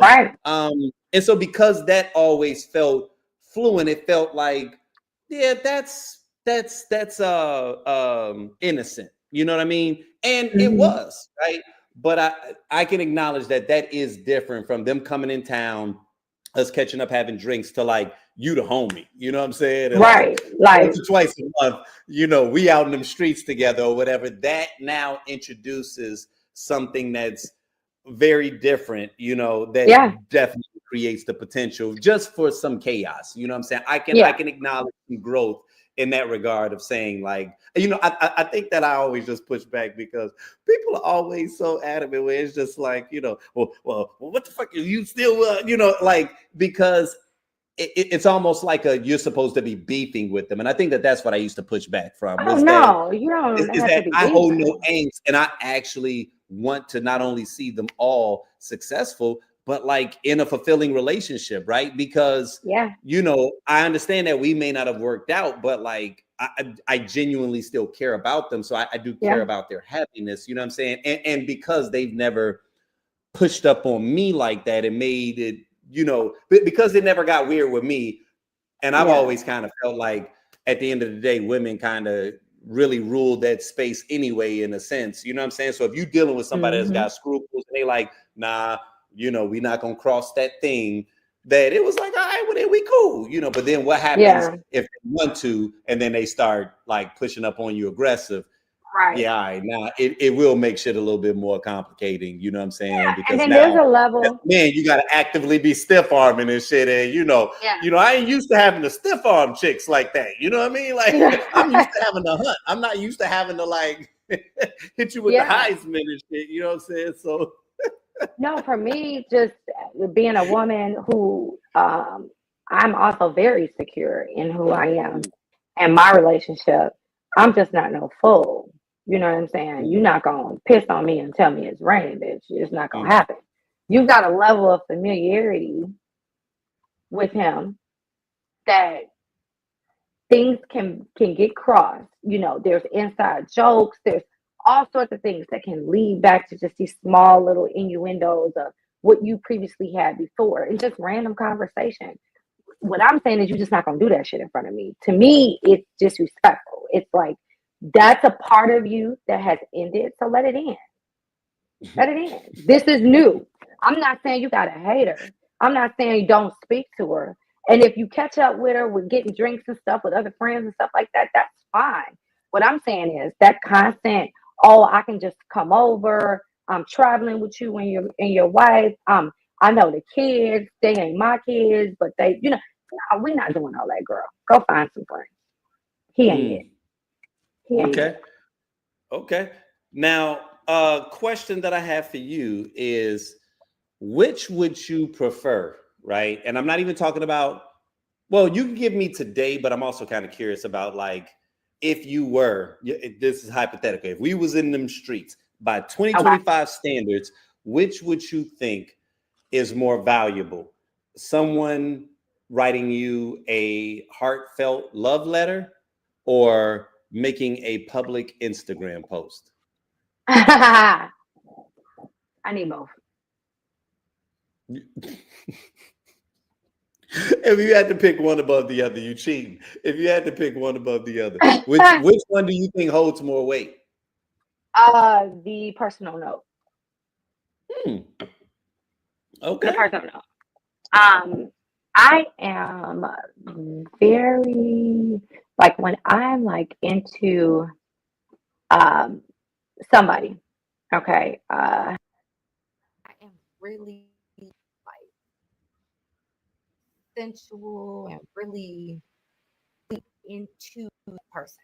So I do a lot of that, like small little notes, small little texts here and there, and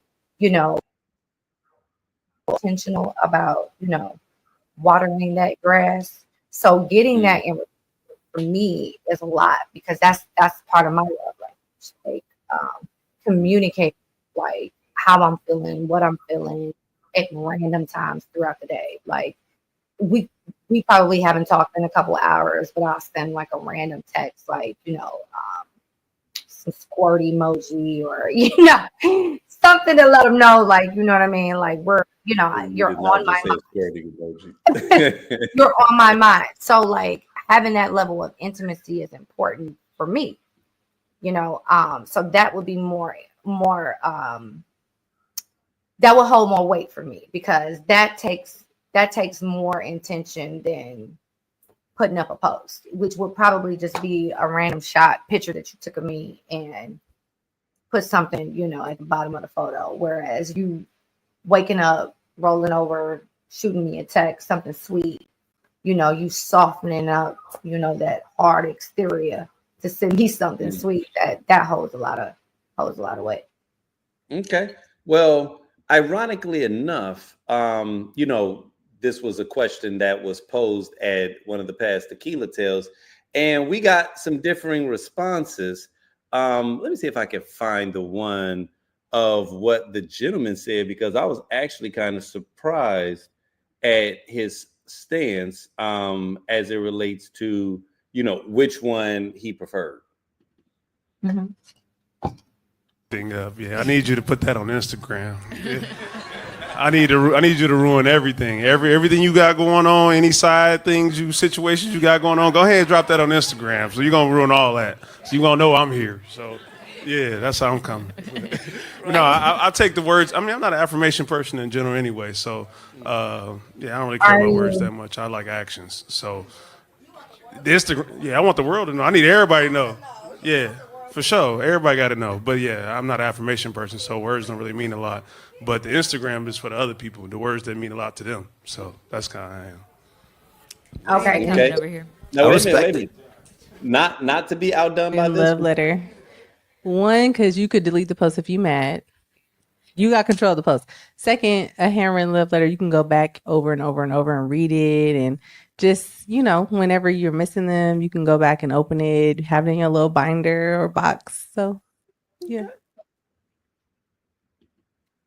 Anyone else? Handwritten love letter.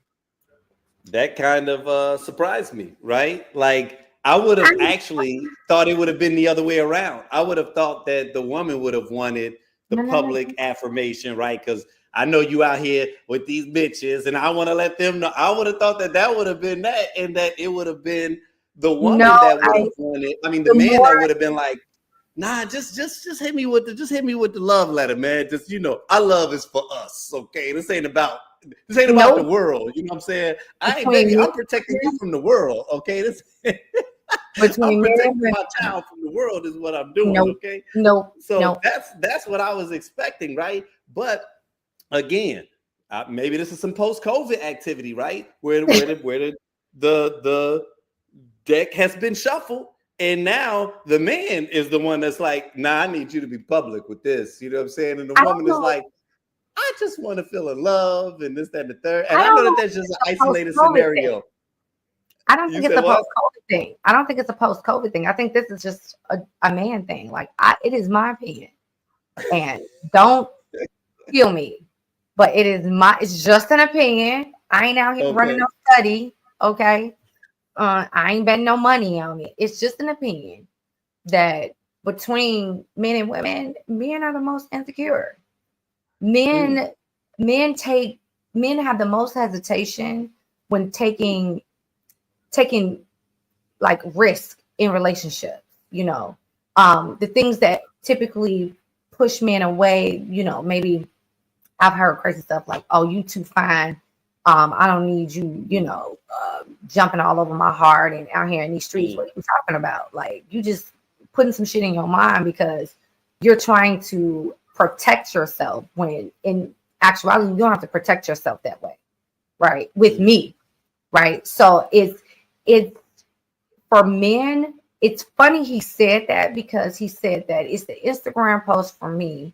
I'm not a big like wordsmith, like writer.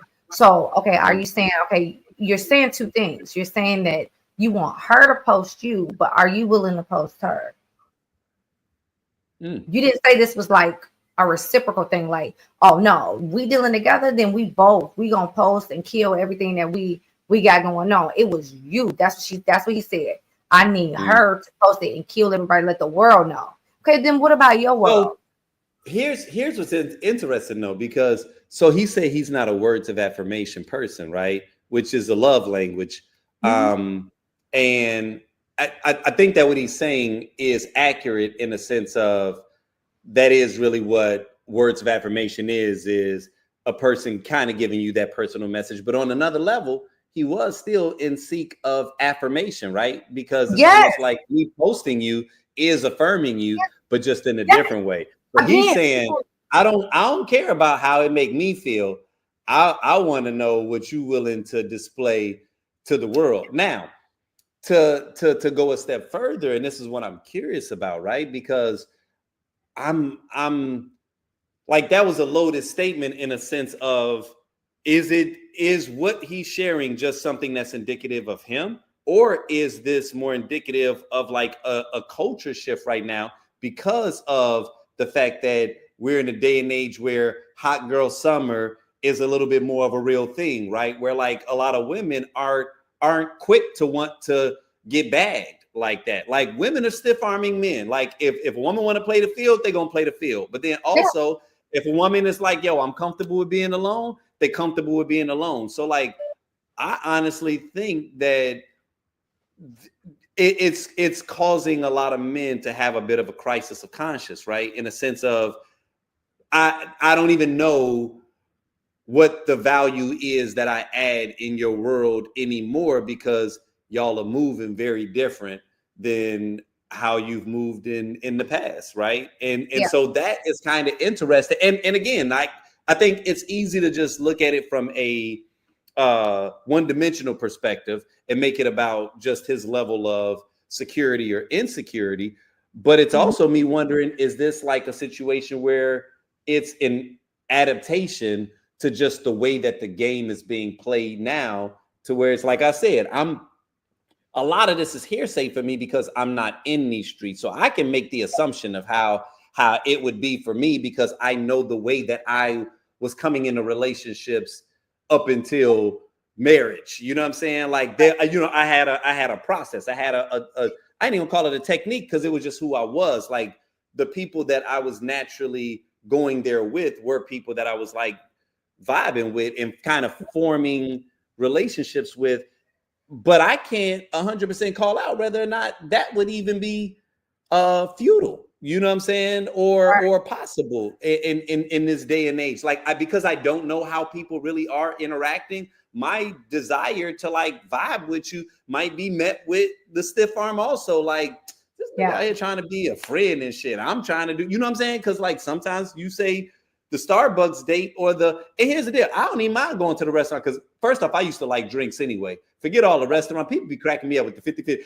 Hell with all of that shit. Let's go have some drinks, okay? that's why I'm trying to get you. Oh, you don't drink? Cool. Well, come and watch me drink, because I'm gonna get more comfortable as I'm drinking. Let me tell you something. And something gonna happen. I'm either gonna get there. You say what? 50-50 my ass. You take me on a motherfucking date, motherfucker, you better pay for it. The moment you look at me to put my car down and go half, and we building, we just getting to know each other, that's the last time you gonna see me. That's the last time you gonna see me. But see, think about the way that the game used to be played. And again, I don't know if this is still the way that the game is played, but just like, it was an understanding that in that courtship process that we would carry the weight. It was just a process. It wasn't even like a, you know, now I do understand where the pushback comes, because the fact that, once again, because women are moving differently, they are much more willing to go on these expensive dates and take these dinner dates, multiple ones, when they know they have absolutely no interest in that guy. You see what I'm saying? And I think that's where the whole conversation kind of comes to a head, is that it's one thing when the woman stepped into this dating scenario with intention, and she went out on a date with this guy that on some level she found interesting, which means he had a shot. He had a chance if he had to play his cards right. All right, that's one scenario. But I think there's other scenarios where there are times where I think women are going on some of these dates knowing, I'm not feeling this dude at all. And once the guy becomes hip to that, now he's bitter. You know what I'm saying? And so now he's approaching every situation with this kind of like man scorned mentality of like, yeah, you know, these chicks ain't shit out here. You know what I mean? And so now it's like one group's trauma is respecting to the next group's trauma. You know what I mean? And at least that's the perspective that I'm getting from social media. I don't 100% know what it's like in these streets, because sometimes I'll be wondering, is it really just y'all? Like, everybody be talking about like that it's piss in the dating pool. And I'm like, all right, if it's piss in the dating pool and all y'all recognize it's pee in there, and I'm hoping that y'all are standing outside the dating pool because you know it's piss in it, then all of y'all that's standing outside, why don't y'all connect up? You know what I'm saying? Like, if everybody's standing outside looking at the dating pool, that means that there are clearly other people out here that are eligible. Yeah. So maybe it's something in the process. You know what I'm saying? Yeah. Maybe there's something. You said nope. No. I was gonna say that, you know, like this statement you made about, you know, men who feel a certain type of way, they get bitter when they come across a woman that use them just to eat. You know, it's the same thing on the flip side when a woman comes across a man that just wanted to fuck and she wanted more. Like, you have to assess and readjust. Like, it's identifying what's not for you. So if it's a tight that you keep gravitating to and you run into multiple people like that type, then you need to switch the type. You know, like the definition of insanity. You stop doing the same shit over and over. Yeah, you're gonna get better. Right. You get on your third date, third bitch, and you don't hear from them no more. You go to Ruth's Chris and that's it. Right. So it's like, okay, so you need to change it up. Where did you meet them through? Okay, don't go somewhere else. Like, and same thing with women. Like, stop looking for the same guy and you won't get the same interaction, same engagement. So it's just, you know, when I mentioned like putting in the work, it's hard. It's rough. Like you kind of have like, you got to have a level of like thick skin on you to kind of get through dating these days, because everybody has their own agenda and you have to cipher through the bullshit to find a motherfucker whose agenda aligns with y'all so that y'all can link up and make some fucking magic. You know what I'm saying? Right. So it's rough. It's like literally trying to find a diamond in the rough. It's a bunch of people out here looking for the same thing, but not willing to put in the same energy, work, attention, or whatever. And you got to cipher through that to find the one that's willing to do it. So let me ask you this, because this is a conversation and I'm still formulating these thoughts. So forgive me if it's not 100% concise, but I had a thought earlier this week, and I don't know if this is profound or just like gobbledygook, right? But when people even make these comments about just like how it is out here in these streets right now, and it's rough, and you know, and it'd be one thing if this were people in their 40s and 50s and 60s that were saying this, but I'm hearing it from everybody, right? Which lets me know, okay, this isn't a age thing as a, oh, I'm progressing, and then the people that are in my circles, you know, we're going through 40-year-old troubles now or whatever. I'm like, nah, if everybody's saying this, then that means that this isn't a generational thing. This is the period that we're in. This is a time period thing, meaning that something is awry, and whether you're 20s, 30s, 40s, 50s, like everybody is experiencing this thing collectively, which means that, okay, this is beyond age. This is what I'm starting to question. Is it based off of unrealistic expectations that once again was created because of technology? And what I mean by that is, so when we say the dating pool is pissed, it's because I'm kissing a lot of frogs, right? I'm seeing a lot of bullshit that's out there, but it's like, and you're interacting with a lot of bullshit, but is your primary source of interaction online, right? Because online is very one-dimensional. And what we're doing is we're comparing online dating in 2025 to real life dating back in the 90s and the early 2000s before all of this stuff happened, right? So you can hop on, you know, Tinder, and I could swipe right 40 times tonight, okay? But if I was back in the clubs in the early 2000s, I'm not talking to 40 women that night. I'm not getting rejected 40 times, right?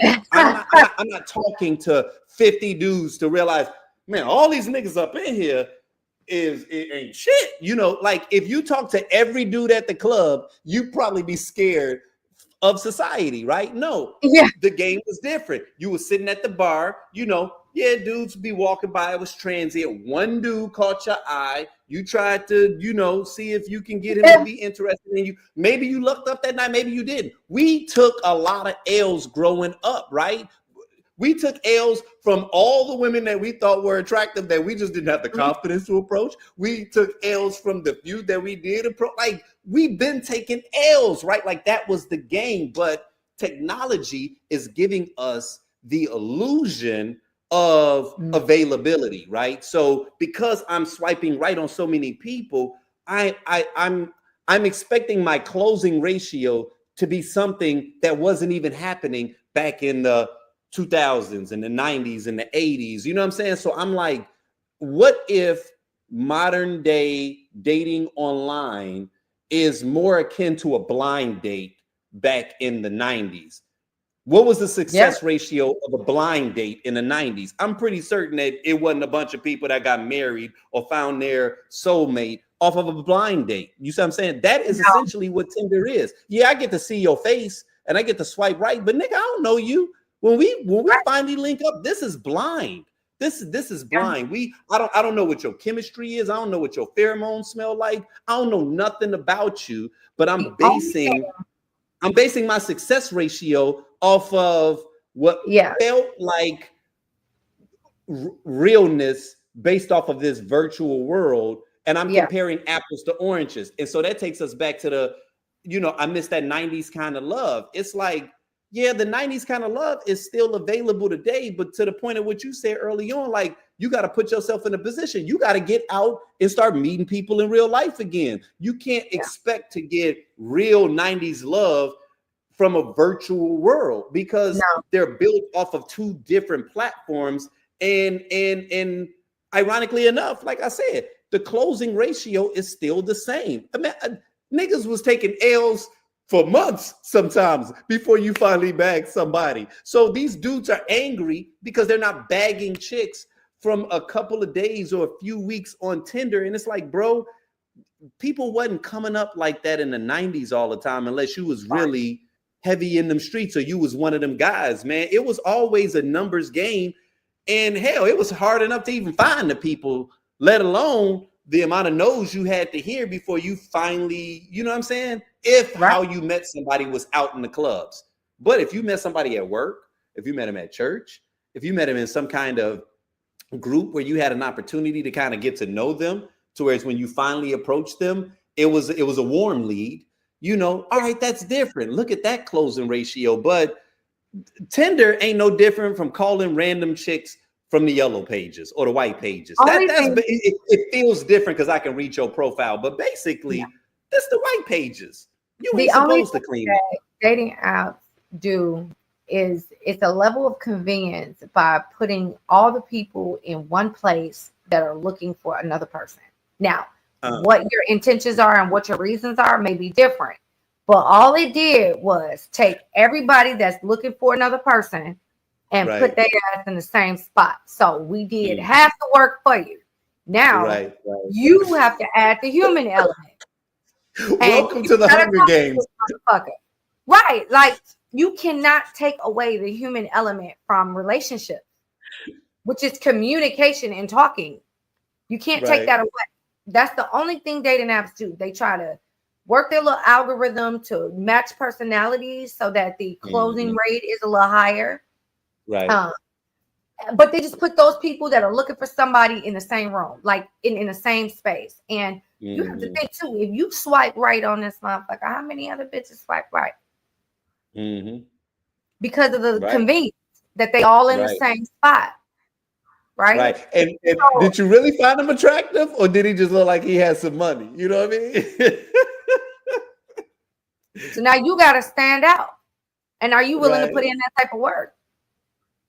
And that goes for both parties. So it's like, I've never fuck with those apps. I thought I think they work. I think they work for some people. I do. I think some people really know how to work it and have found lifelong partners on some of those sites. So I know that it has some sort of success for some folks, right? That don't have the opportunity to go to different parties and go to different meetups and network, depending on what they do. They just don't have that opportunity to put themselves in a place to meet people. So that's how the app serves a purpose. Like, I travel a lot for work.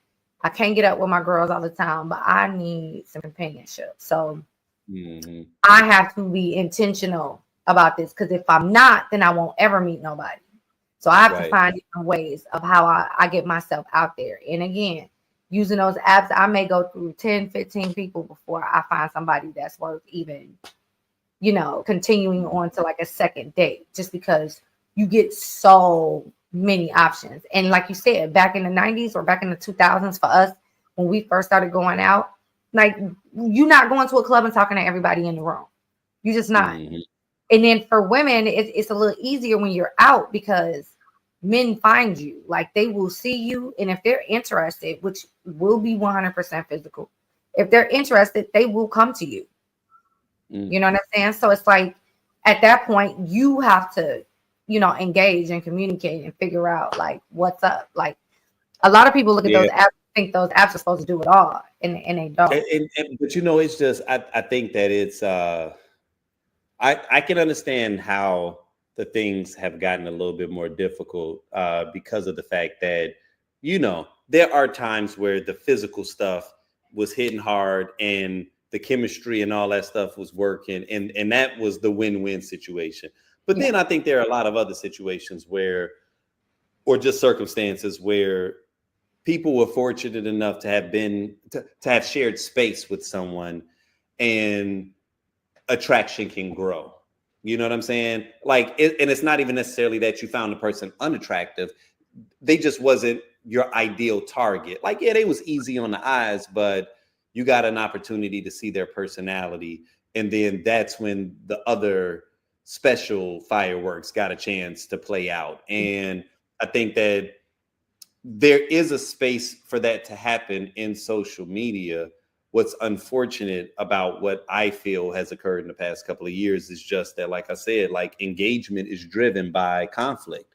And so the majority of the posts that we are interacting on are the ones that are polarizing us. And very seldom do we have an opportunity to just have a good time again. You know what I'm saying? Or just to seek to want to be in one another's space. And for everything, like we were saying a moment ago, like, if I scroll past some content and I feel compelled enough to comment, it's normally because I disagree. Like, you don't even feel like sharing your opinion unless you disagree. It's very few cheering sessions. It's very few like, oh man, this is really insightful. Like, the content doesn't even break through if it's not engaging and spicy enough to that's what it is. elicit. Yeah. Like, I got to get you outraged in order to even be able to break through the algorithm, because here's what's crazy, right? It's like, even if you follow me as just an individual, I'm single, you single, we decide we're going to follow one another. The algorithm ain't even showing me your content no more. One, you might not even be posting. And two, if you are, the algorithm might not even be showing it to me, right? Because it's too busy serving me up sponsored posts and, suggested posts, because you're not the kind of content creator that creates the content that I typically would see. So the virtual space no longer has the capacity to allow us to flirt, to allow us to get to know the personality side. And now everything is driven off of something superficial without that natural bridge that used to exist, where we kind of had to go out and be in these central meeting locations where I had to actually have a conversation with you, right? I couldn't just go to your page and like look at your whole history and be mad at a couple of, off-kilter jokes that you told, which some people just are not good with that. You know what I'm saying? You tried to be funny, but really it was a little insulting, but you might not even be a full-on dick. You might just not be good with that. But somebody might have been a little more forgiving in the real personal sense. But if I meet you through this virtual space, it's like going to your LinkedIn page and finding out, like, who is the you that you decide to show the world? You know what I'm saying? And it's like, damn, you're actually a dick. Which sometimes it can save you, right? Sometimes it can save you a lot of heartache or whatever. So it's not always bad. But I think the flip side is we're a lot more easily triggered than we used to be. And I think that element of us not being able to show one another grace and immediately moving to strike is kind of what's creating this rift. Okay, so we're rounding the corner. I just got I'm run through these other ones. We actually been doing pretty good with like getting through content, because I know how we can run. So I'm kind of impressed with us. But again, this is one that's a little bit, we in the late hours. So I'm curious to get the feedback on this right here. Okay. I've been offered to be in, open relationships before, right? Personally, to be honest with you, I think that person really loved that person. They willing to step out and allow that person to be with somebody else. That lets me know, like, that person really loved them, because they can't please them the way they want to be pleased. So we all say, you know what, man, I do anything for my wife. I do anything for my husband, whatever they want. But are you willing to do whatever it takes to make that person happy in that relationship? You can't provide what that person looking for. So why not allow that person to be happy, but still be with you in the same token? Ain't nobody see. I like that young lady right there. She talking over there. She being real. She being open. A lot of people ain't being real and being transparent and being honest about the situation when you're in a relationship. Like she said, everybody you were the person. That person can't make you happy on every level. You got to be willing to tap into a different source if you guys are open in that relationship to allow that. So I think that's very important. Okay. Thoughts? Now, to summarize it, he basically saying that people that are in open relationships, he thinks that that's a higher form of love, is basically what he's saying, right? Like maybe your man can't please you the way that you desire to be pleased, right? So in that situation, you know, like, does he have a point? You know what I'm saying? Like, is it a higher, more selfless form of love where you can say to yourself, I either cannot please this person, or he can't please me. We need to be able to move forward. Like, but I love them. They love me. You know what I'm saying? Like, what do you think about that? Do you think that is an expression of a higher form of love?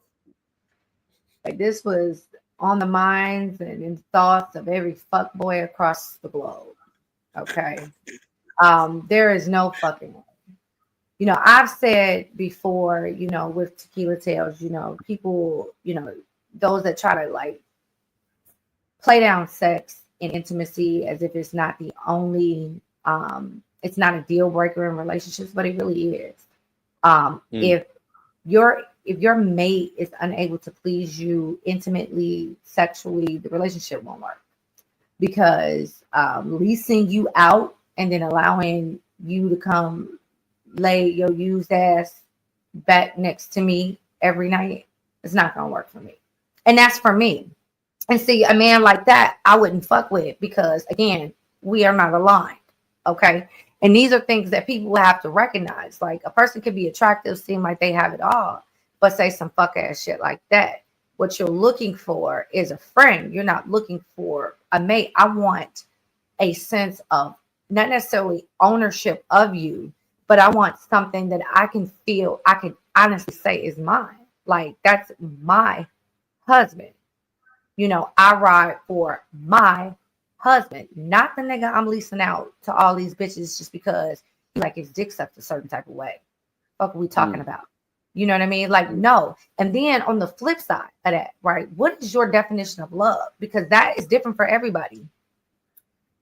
The way that I love mine, I would never put him in a situation to question how I feel about him or make him feel inferior to another man. So why the fuck would I go lay up under another man because I'm claiming that he ain't eating my pussy right? That don't make sense to me. Why would I put him through that if I'm saying that I love him and that he is who I chose? So it's again, it's like a bunch of sped kids in a room with a lot of people who got sense. It's like, that's your preference, and you're not looking for a husband or a wife. What you're looking for is a partner, just somebody that you can, tap in with from here and there. They serve a purpose, but you go elsewhere for everything else. That ain't what I'm looking for.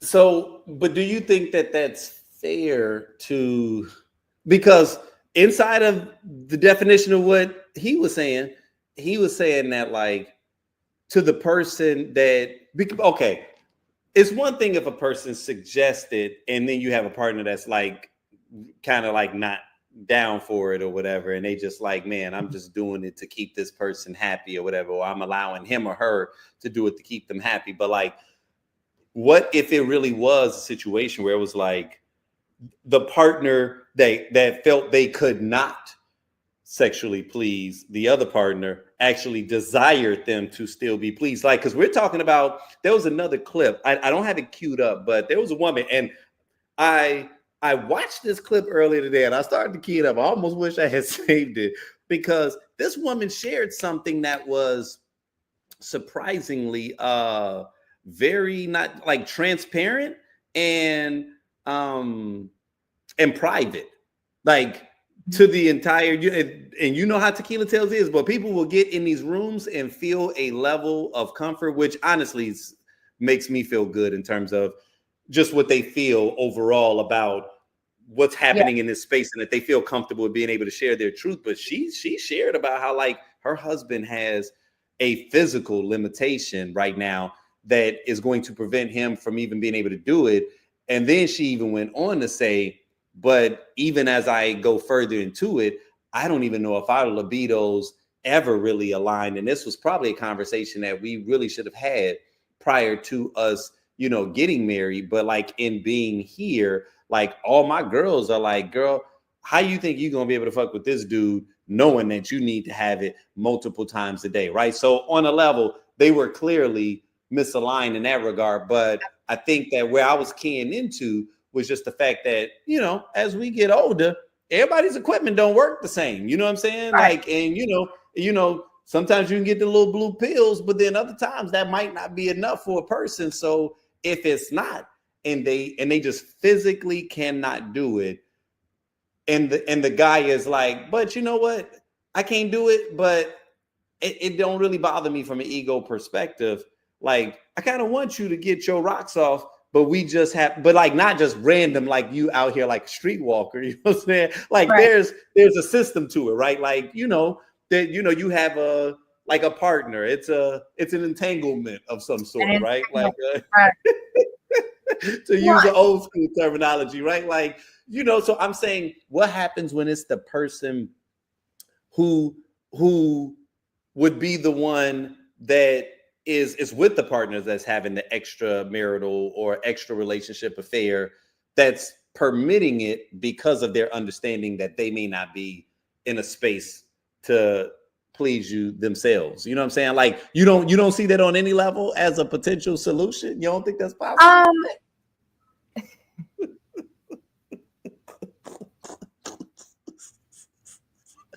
See, y'all, those of you all that are watching, just FYI, if you ever listen to the podcast that we were all on, I knew that this was going to be an area where Brittany, I don't care how I set up the scenario, the way her mind works on some Leo shit, it just was not going to allow her to yeah, she like, I understand the point you're making, but no. Hard no. I was just curious to see if you've changed at all. And clearly, but I have experience with this in like real life. You know what I mean? Right. Like I don't know if you remember, but we ain't gonna open up that can of worms tonight. Right.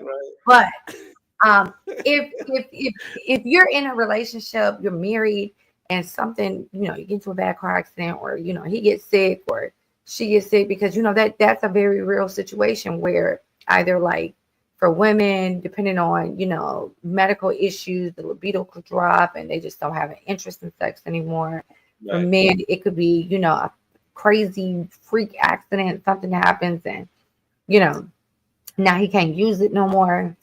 I'm just very old school with this. I think that I give mad grace to the situation if something's happened, and now it's my job as a partner to figure out how to, help him, help our situation, and help not only everyone, the two of us, everyone's pleased, but at the end of the day, everyone still feels like a priority and still feels important. I haven't been in that situation before, so I don't know how I would react, but I just know like if for my husband, like I know going into it, it wouldn't be, the first thought wouldn't be, oh, I got to find me somebody that can pick up his slack.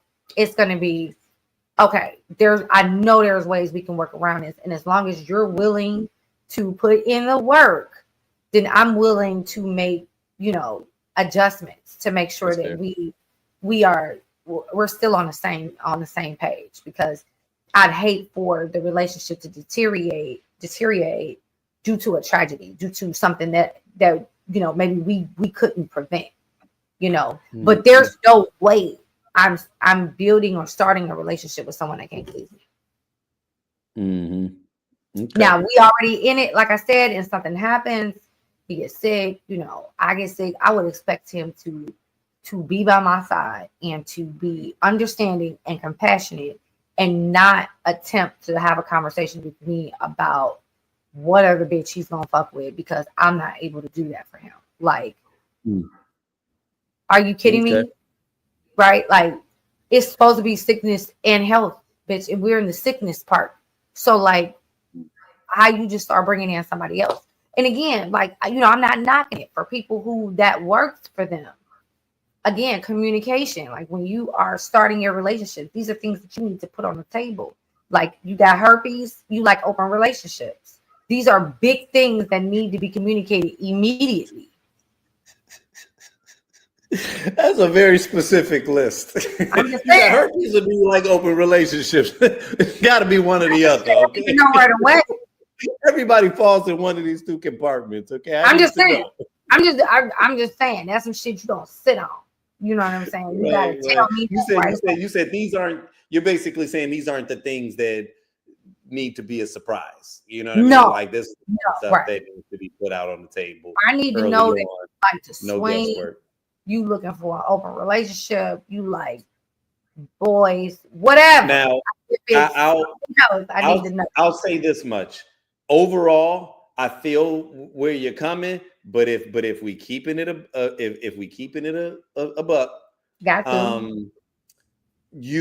I feel like, yes, these are things that need to be said probably before you go to that next level, but they don't need to be said off the rip though. Like that ain't first, second. Day one, you sit down at the table. So I have type 2 herpes. What is it? How do they even say it? No, herpes, can't do that. Can't do that. Can't do that. And here's the deal. I'm all down for truth and honesty, but I also want to set people up for success. You know what I mean? If you lead with that, oh my goodness, man. Like, because at that point, like, I don't know if there's a level of love that can be had. There is no love right there. It's not. So the person gonna move on. Like, you've just pretty much killed any opportunity of the future. So you want me to fall in love with you first before you tell me you got herpes? Yes. Yeah. No. That's without question. And listen, I'm not advocating it. I'm just saying I cannot imagine a person that has it. Like, I'm just gonna openly tell a person this, and I'm telling you that now. Would I want someone to tell me that? Like, yeah, I would. And would I judge them? Absolutely, I would. Right? So that's why I'm like, man, you better bait that hook a little. you better put some take. Because off the top, no, I'm not. I ain't just diving in for that responsibility. You know what I mean? And then that's just sitting in the back of your mind. Not even in the back of your mind. It's at the top of your mind, because you just made that first date conversation. Oh man, I'll be like, ugh. You know what I'm saying? now we really going 50-50 on this day. No, let me stop. Okay, final clip. Okay. And what's fun about this is you are actually in this clip. Okay, so this is, I know, right? I know. And you sit here like, man, we ain't going. Oh no, don't even say that, because you're gonna crack up when you see which one it is. For several months, everything was going great. I was super happy. And I told him I was pregnant. I thought this was gonna be good news. Turns out I'm the side piece. Turns out the apartment that he had was an Airbnb. He kept taking me to the same Airbnb. The girl he lived with, she paid for his car. She was paying his rent. That's how he had all this money to take me out on these nice dates and get this Airbnb. So when I got pregnant and he left me, I found her on Facebook and told her, and she kicked him out, and he asked if he could live with me. So if you don't look deep, that's why. And guess what? When we were dating, I asked all these questions. I didn't get a transparent answer. So you have to educate yourself. You can't depend on other people to tell you the truth.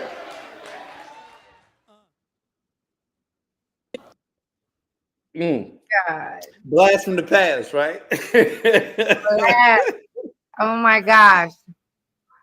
You know what? That was always a fun one for me because even in an Airbnb, you couldn't tell it was an Airbnb. Ain't no Mm, pictures, ain't nothing personal. mm-mm, All y'all doing is fucking. mm-hmm. Like Yeah. you got up one morning wanted to make breakfast. I bet you he ain't have a pot. You had to buy some shit from Walmart and you just chalked it up to him being a man. Like, oh y'all, so you're such a man. You're such a man. Right. You know what, Brittany? I never considered that. I never considered something so simple. Now, with it being an Airbnb, maybe they had pots and pans, right? And plates already. Maybe it was one of them like real lived in Airbnbs. But They it's had the to have it. decoration, it's the decor, it's the accent pieces that I noticed ain't your place. Mm-hmm. Like, you know what I mean? Like Yeah. an Airbnb is put together. Like, that's why you're Right. paying Right. for it. I, Right. this ain't your place. Like, this is Right. just a place you rent. Like, I mean, at this point, it's like, where's his mama? Where's his dad? Like, there's nothing here like to show that this is his place. Yeah. Like, That's a good point. That is a like, good point. and then didn't she say she let him stay with her when he came to her asking to move in? Yes. Yes.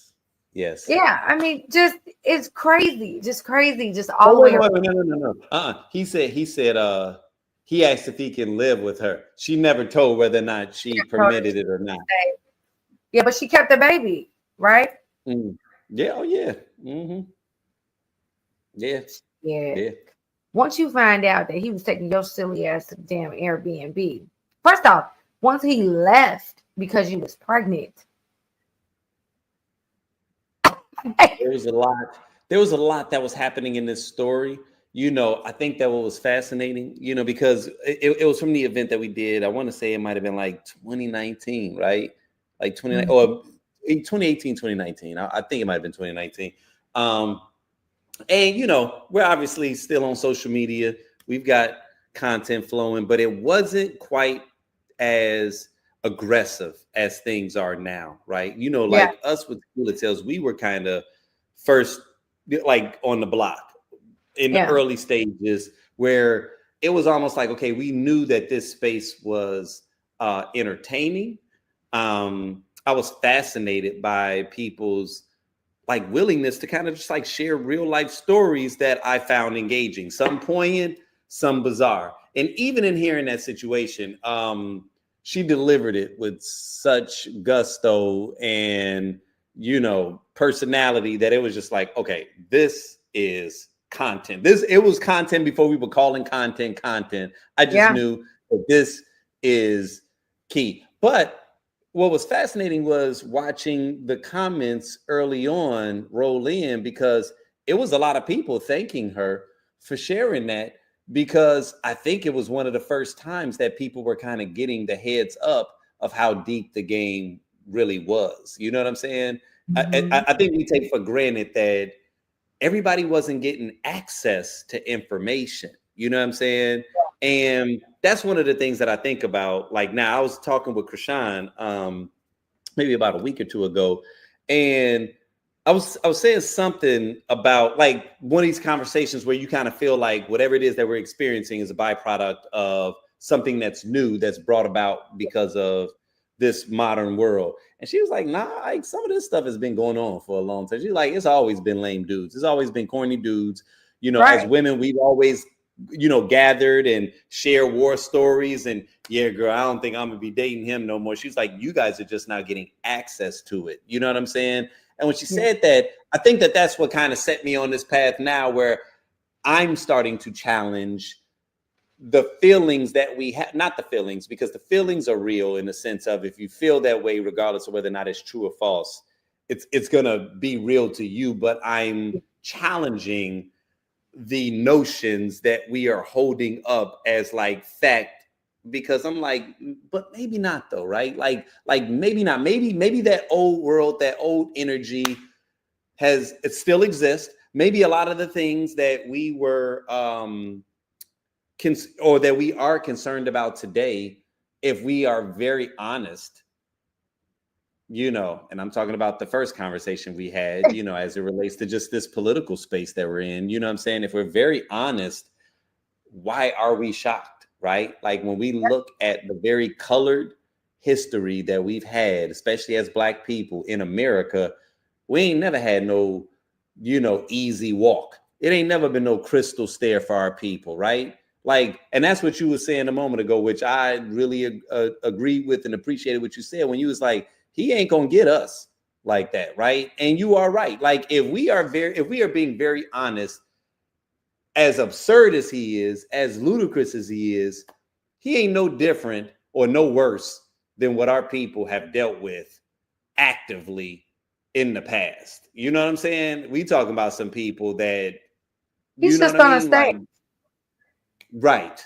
And I think it's shocking us to see it in 2025 and see how many people are kind of like sliding back into it, because it feels like such an aggressive reversal of the direction that we were heading in. And we know that on a level it was the pendulum swinging back, but I think it's just a little fearful on a moment, because it's like some of the questions that we're having right now and some of the arguments or the frustrations that we're feeling is in part by we didn't imagine ourselves being here. It's like some of this shit sound like some 1960s type flow. And how are we here in 2025? You know what I'm saying? And you all are saying it openly and standing on it. And I can't tell if you are performing and you really feel this way, or if this is have you always felt this way? And I've just been living in a bubble because I was watching Carl Winslow and Heathcliff Huxtable and just really thinking that the world was in a different space. And in reality, y'all have always had it's been two different Americas, maybe multiple different Americas, but I'm just getting access to yours right now. And it's like, oh shit. Okay. That's where we're at. People are definitely showing their colors. Definitely. 100%. So it's where all we need to do is just sit back and watch. Just let it play out, how it's going to play out. You know, there's nothing we can do. There has to be somebody there that steps up and speaks out and to end it. We physically cannot stop what's happening. So, I mean, why stress ourselves out about it? I just pray for everybody affected. And I mean, we get the residuals from a lot of the decisions, the tariffs, all that, you know, our money. But in terms of like just what's going on with, you know, Israel, with, you know, Ukraine, the bans, it's a lot. It is. It is. It is. You know, Brittany, like I said multiple times before, man, I got amped, I got excited in just knowing that you were willing to hop on this live with me. You know, first off, it was a long time coming. I can't believe that I have not thought about it a long time in advance, you know. And if I'm being very transparent, man, I miss you and Omar and our whole unit, Casey. Like that was a very beautiful period, even though we were connected and there was something that we were moving towards. Like, you know, it's wild because, you know, I still got all the content. Sometimes I'll have pictures that was taken, you know, when we recording in basements or Casey's apartment or your place or Omar's. Like, I got these pictures and then I got these memories, and it's like we were chasing towards a goal, but even looking back in hindsight, it was incredible, beautiful times. That what was dope about it is knowing that we were appreciating it even while it was happening. You know what I'm saying? Like, you know, we had fun, but we actually became, to me, more than friends in a sense of just really having an opportunity to challenge one another intellectually, being able to have fun, you know, being able to, just like I said, just like grow and share a vision, you know, share a dream. And that in and of itself, man, like, you know, sometimes you look back at things, and you say hindsight being 2020, like, well, what could you have done differently to reach your objective? And while I may recognize some things, I honestly would not change anything about the experience, right? And it was just like so dope having you be a part of it. I was telling my wife earlier about how you were the person that could put the battery in my back. I remember when we did the Tom Joyner cruise. Oh my and God. we did the 3 levels, and we rocked it, even though people wasn't 100% aware of what it was that they was coming into. And I remember both Jessica and Casey was a little hesitant or whatever, and me and you was amped afterwards, man, like wire, like, yo, we just killed that shit. And it was like, I've always appreciated that, about you, in terms of just you being the consummate supporter, the consummate cheerleader, the consummate ride or die, friend. And you're just an incredible person, man. And I knew that even inside of this discussion that it was going to be dope, because one thing that you're going to do is you are going to share your truth. There ain't a fake bone in your body, man. Like, even if you try to be fake, the if real I you try is to going lie, to come you'll on. know I'm lying. Like, but you know what, too?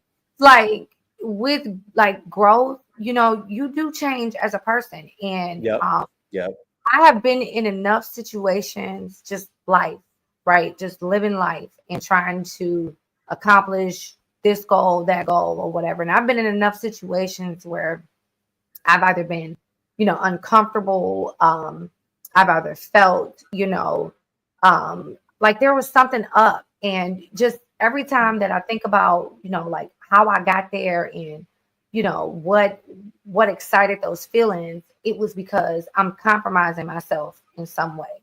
I'm doing something that I really didn't want to do. Like, I either truly don't agree with it. I'm like dumbing myself down for whatever this situation is. So it's like I've kind of made a decision, like, moving forward, just as a tax-paying citizen, I'm going to make it a point to speak up. I'm going to make it a point to make sure that I don't compromise just my well-being, right?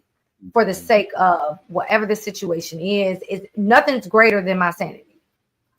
So it's gotten to a point where it's like, how do I find, it's because even in communicating, I find myself to be, a well-rounded people person. There's usually not a person that I meet that, that don't like me or can't engage with me. Usually that's very easy for me to do. So even in with just being like honest and being straightforward, especially when you get into like politics and religion, it's like, how do you set that boundary to say, you know what, this isn't really a conversation for me because I can see we're not on the same page. So to respect that, respect you, your belief and all that, I'm just gonna remove myself. I just leave, So it's just finding that way to still keep the respect, but yet not compromising, yourself and your mentality, because people will take advantage and act like you're crazy because you were affected by it a certain way. So it's just I've been through enough situations where it's like, I just prefer not to. I just rather be as honest as I can. Right. So Brittany, I want you to share any final thoughts that you may have before I wrap. Well, I just want to say, you're gonna do what you do best, and that's this. So this just tickled my soul when you reached out to let me know that this is what you were doing for, blackdoctor.org, and you wanted me to join you on one of your episodes. I looked at my husband and I said, I go I, and I love it. I love it. I've always enjoyed our conversations and just our, collaboration, and able to disagree, right? But find a way to laugh about it, find a way to joke about it, like, find a way to get something out of the stance, the opinion. We may disagree, but I understand you. I understand where you're coming from. I understand, what you're saying. Like, it's not it's not a situation where, one person just has to be right. So that respect is there, that, understanding of each other, and just, what everybody brings to the table and what everybody can contribute. Like there are so many things that I look forward to in a conversation with you, and then also with Casey and with Omar. Those conversations have always been just so fulfilling for me. Right. So when you reached out and I told you, man, it's been a while, there's been so much going on, I have so much to say. I'm like, hell yeah, I will join. So, just thank you for just extending the hand and thinking of me, right? Because, of course I'm gonna show up. Of course I'm gonna be there for you. Like, it's what we do. Right. So I'm gonna be very transparent and say that this is by far not going to be the last time I have you on. You know what I'm saying? Because you my people, and I feel like we just low key scratched the surface.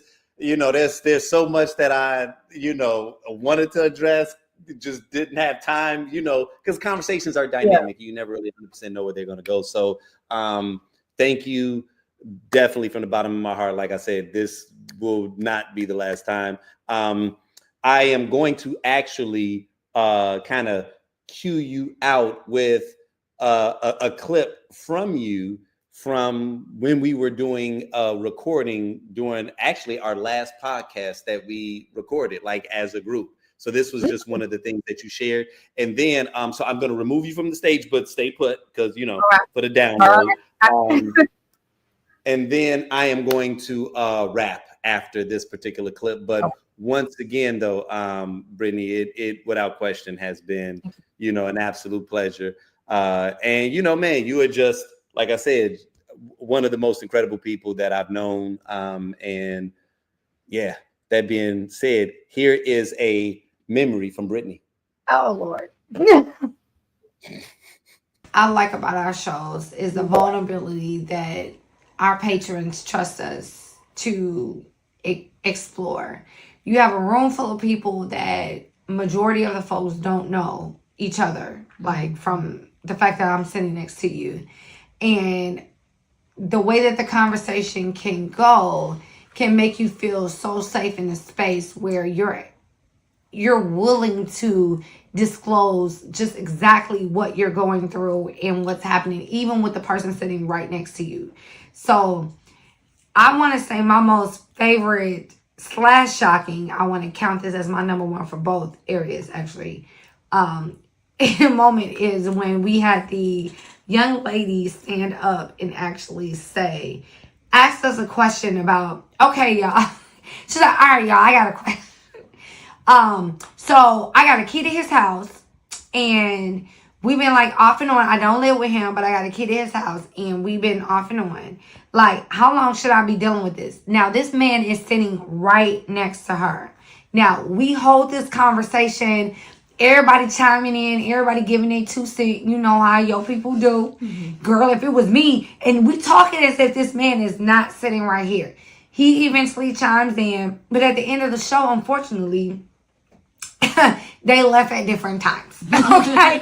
Meaning it did not end well for them. Mm-hmm. But I believe you had a conversation with the guy, and it was all good. It was honestly the cleansing that they needed. So just having that vulnerable moment and trusting the process of what we do and trusting the people in the room as strangers, but that we're all there to get to some sort of understanding about relationships and love. I think that was the best, unfortunately for their relationship, but fortunately for her understanding of what she wanted in her next step, right? Mm-hmm. So I think that was the most shocking and my most awesome moment of, and we were in the basement when that happened.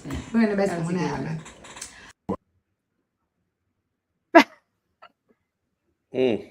Listen. I got a lot to say, but I'm gonna actually keep this kind of brief.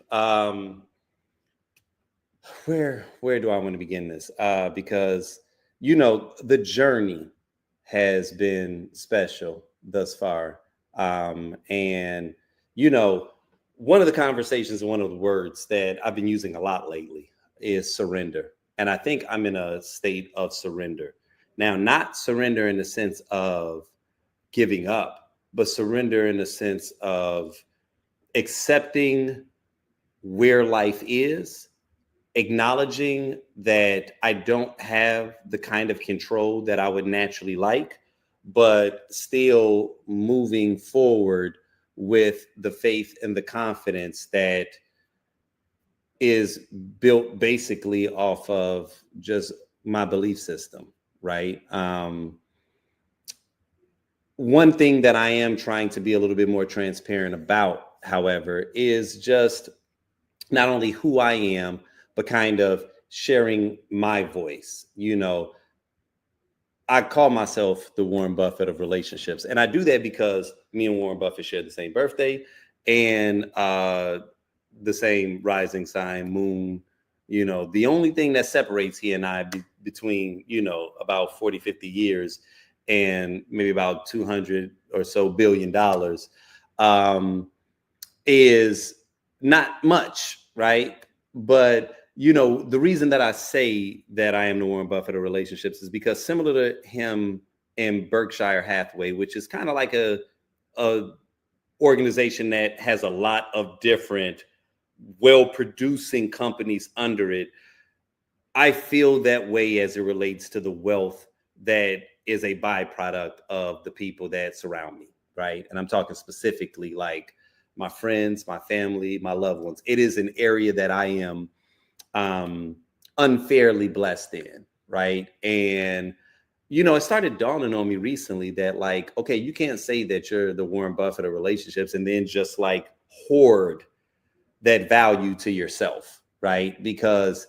if I am on some level a magnet of incredible people and I have the capacity to recognize the value that they possess and they simultaneously recognize the value that I possess, then one of the best things that I can do is to share those relationships with people, right? And to start being a little bit more transparent with my internal world, you know.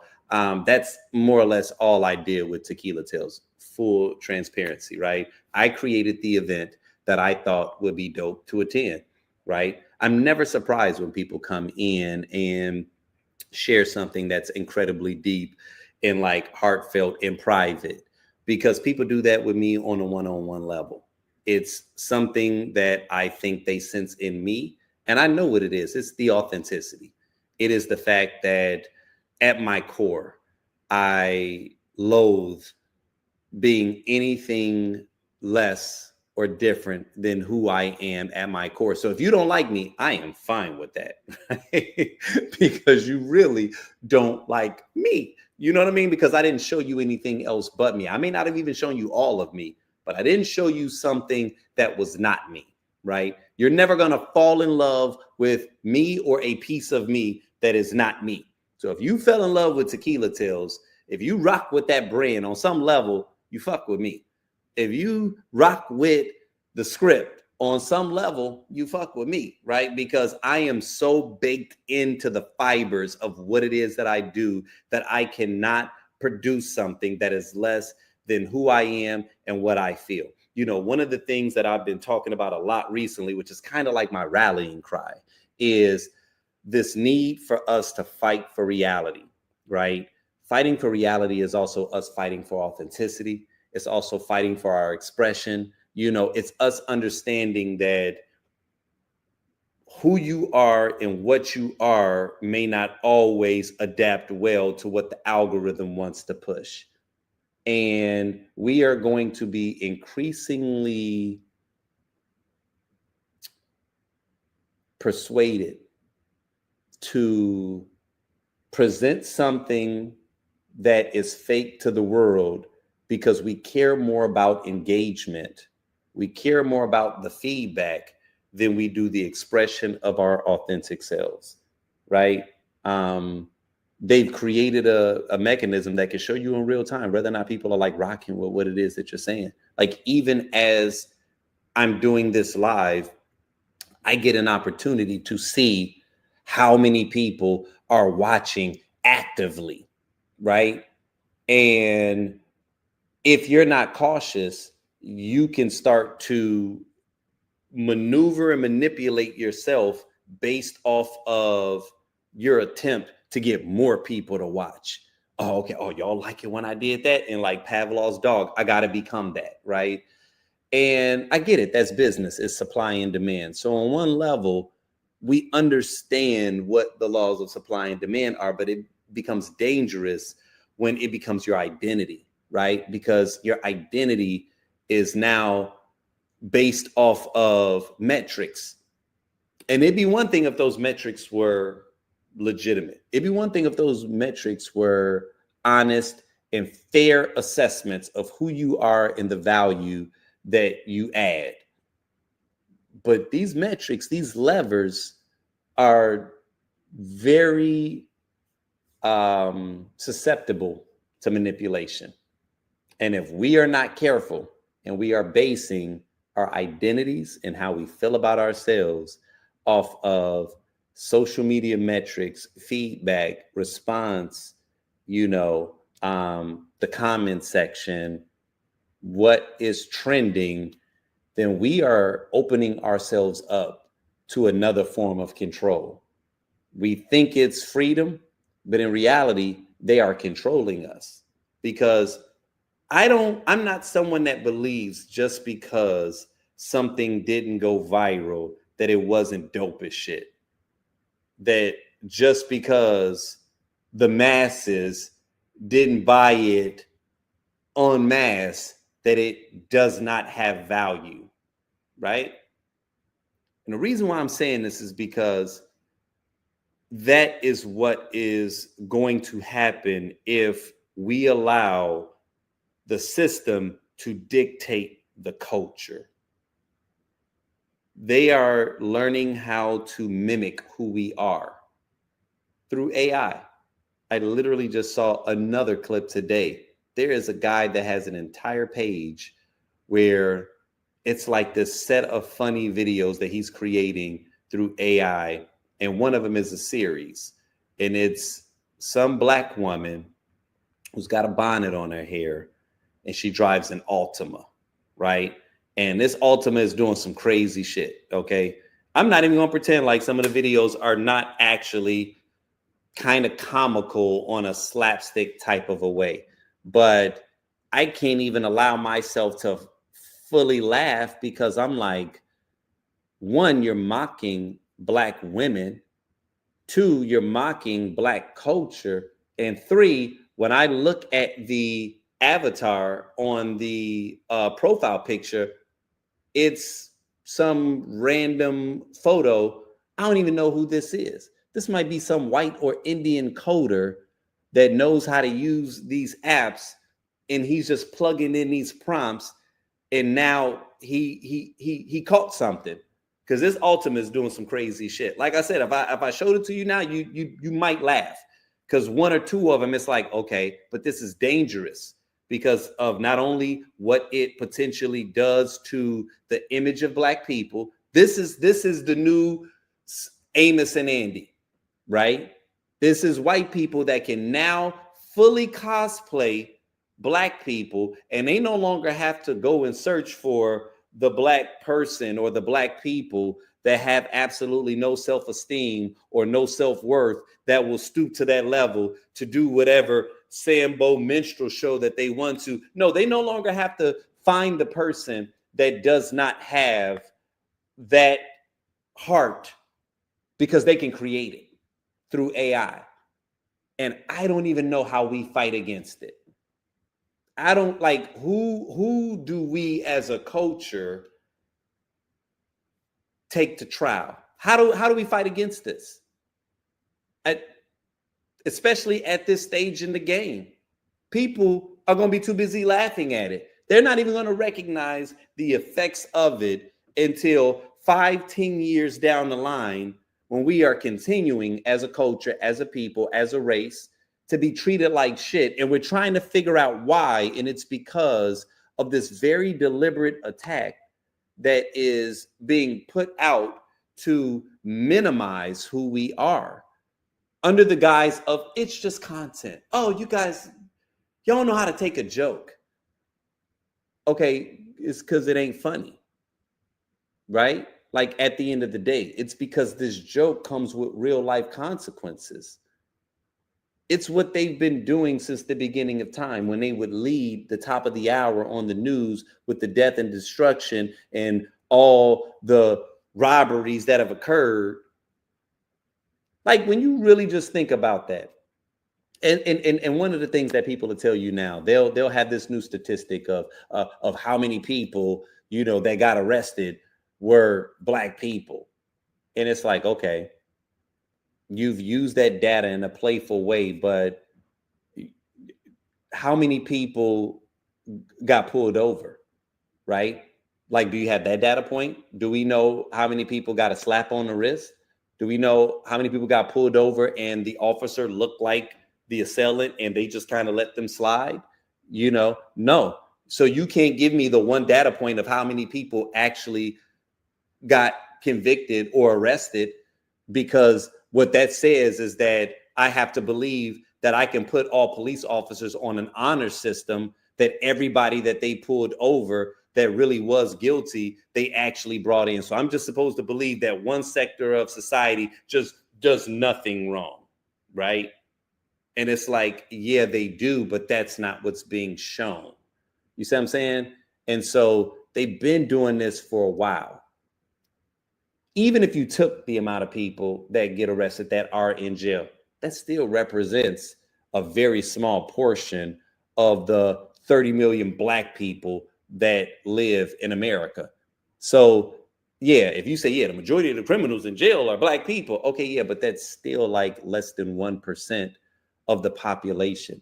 Why are 100% of us being treated like criminals then? You know what I mean? So I'm not here to go off the deep end on that regard. I'm just here to say how the actions of 1% can influence how the majority sees all of us, and we all have to suffer the result of how you perceive the actions of less than 1%. So I'm saying that to say that we're stepping into this AI space, and they now have the capacity to create their own content in our image, right? Completely eliminating us from the equation. You know what I mean? It's not to be an alarmist. It's just to say that, like, man, if we are not fighting for this reality, man, if we are not pushing back, you know what I'm saying? Then this is what the next stage of discrimination looks like. This is what the next stage of Jim Crow looks like. But just this is going to be our fight. This is going to be our generation's fight. And the entire way that it's happening, they're going to minimize it and make it seem like, oh, these are just jokes. And I'm going to challenge y'all to not find this shit funny. You know what I'm saying? And to push back. You know, I know that it's uncomfortable sometimes talking about it. You know what I'm saying? Like I've grown, I've evolved, I've released some of the rage, but the anger, the fire still burns, man. And I just, you know, I want people to be able to live life, man, but I do not want us to live with the wool pulled over our eyes, because it's not going to go away on its own, right? And it becomes important that we know the tools that they're going to use, because there's no way that we can block it. There's no way that we can safeguard ourselves against it, you know, if we are not aware of what it is. You know what I'm saying? So, you know, I talk about a lot about circling the wagons, man, and we'll continue to talk about that, man. We're going to continue to build community. And one of the things that I suggested last week, and I'm going to continue to suggest it, man, is that you continue to stay tapped in to those people that are providing you value, that are sharing content that you feel has value and that you feel is important, right? Because the algorithm isn't going to always serve it to you. So we have to be intentional. Our community, it is literally going to be the only thing that allows us to navigate our way through this next phase. You cannot rely on your news feed. I don't care if you follow that person, right? If that person is adding value to you, man, you better make it a point to take the responsibility to stay tapped in. Because if they ever want to kill a message, If they ever want to turn down the volume on something that people are trying to share, oh, they have the capacity to do it. This algorithm is not blind. You know what I mean? It's we try to pretend like, oh, it's AI, it's machine learning, and it's a large language model. You use all these fancy things to pretend like they don't have the ability to press their finger on the scale, and I know they do. Right? You can act like, oh, Grok is checking Elon. That's a false sense of security that they're trying to give us right now, into believing that, oh man, Grok says it. Remember, it checked Elon, so it must be kind of open and fair and balanced. And then it lures you into a false sense of security, into believing that you can just trust what AI is telling you, and that it ain't somebody behind it, the grand wizard that's typing in things from behind the curtain, manipulating you, right? Yeah, all right. And maybe that's a conspiracy theorist to me, you know what I'm saying? But because I see the numbers on the back end and I see what's taking off, I'm like, yeah, if something's important to you, man, you gotta stay tapped in. You gotta stay tapped in, and not just tapped in, but offering yourself up to figure out how you can make it bigger, right? And from an honest and transparent space, that's one of the spaces that I'm in. If what I'm doing and what I'm going to continue to do, you rocking with, I got two asks. One, that you remain tapped in, and two, that you help me spread the word, that you help me grow this thing, right? Because this is the new media, right? And especially when you're doing a live, the algorithm is not going to push me. The algorithm ain't going to be like, oh man, he talking that woke shit. Yeah, this is what the people need. It's not going to happen. It's not going to happen unless the people that rock with it are the ones that's bringing other people in, right? So I can see the numbers, and they be looking decent, but yeah, I need y'all to share it. You know what I'm saying? I need y'all to stay tapped into Tequila Tales, right? Like if there's content that you see that you feeling, don't just like it, share it, right? Like, and I'm just being transparent. It is literally the only way to work against the system, because I can tickle the algorithm if I want to, but it's going to be doing some shit that I'm not going to be proud of. You know what I mean? It's I get it, right? I know the way the system works, and it only works by us circling these wagons and bringing more people in. You know what I'm saying? So that being said, man, it continues to be a pleasure.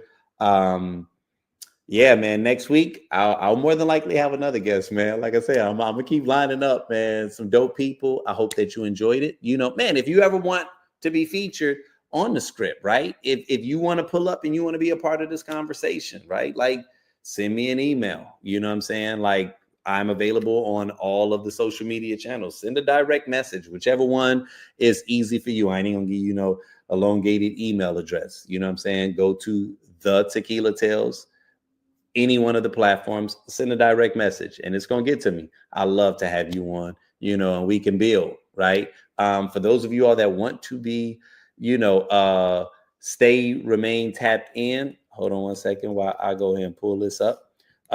There's two things that I want to share with you that's important. So one, it's this thing called feel like talking, right? And there are times where that you got something on your mind, and I'm not talking about therapy, because I'm a big advocate of therapy, and there are times you need to talk to a therapist when you're trying to work through some emotional, mental stuff.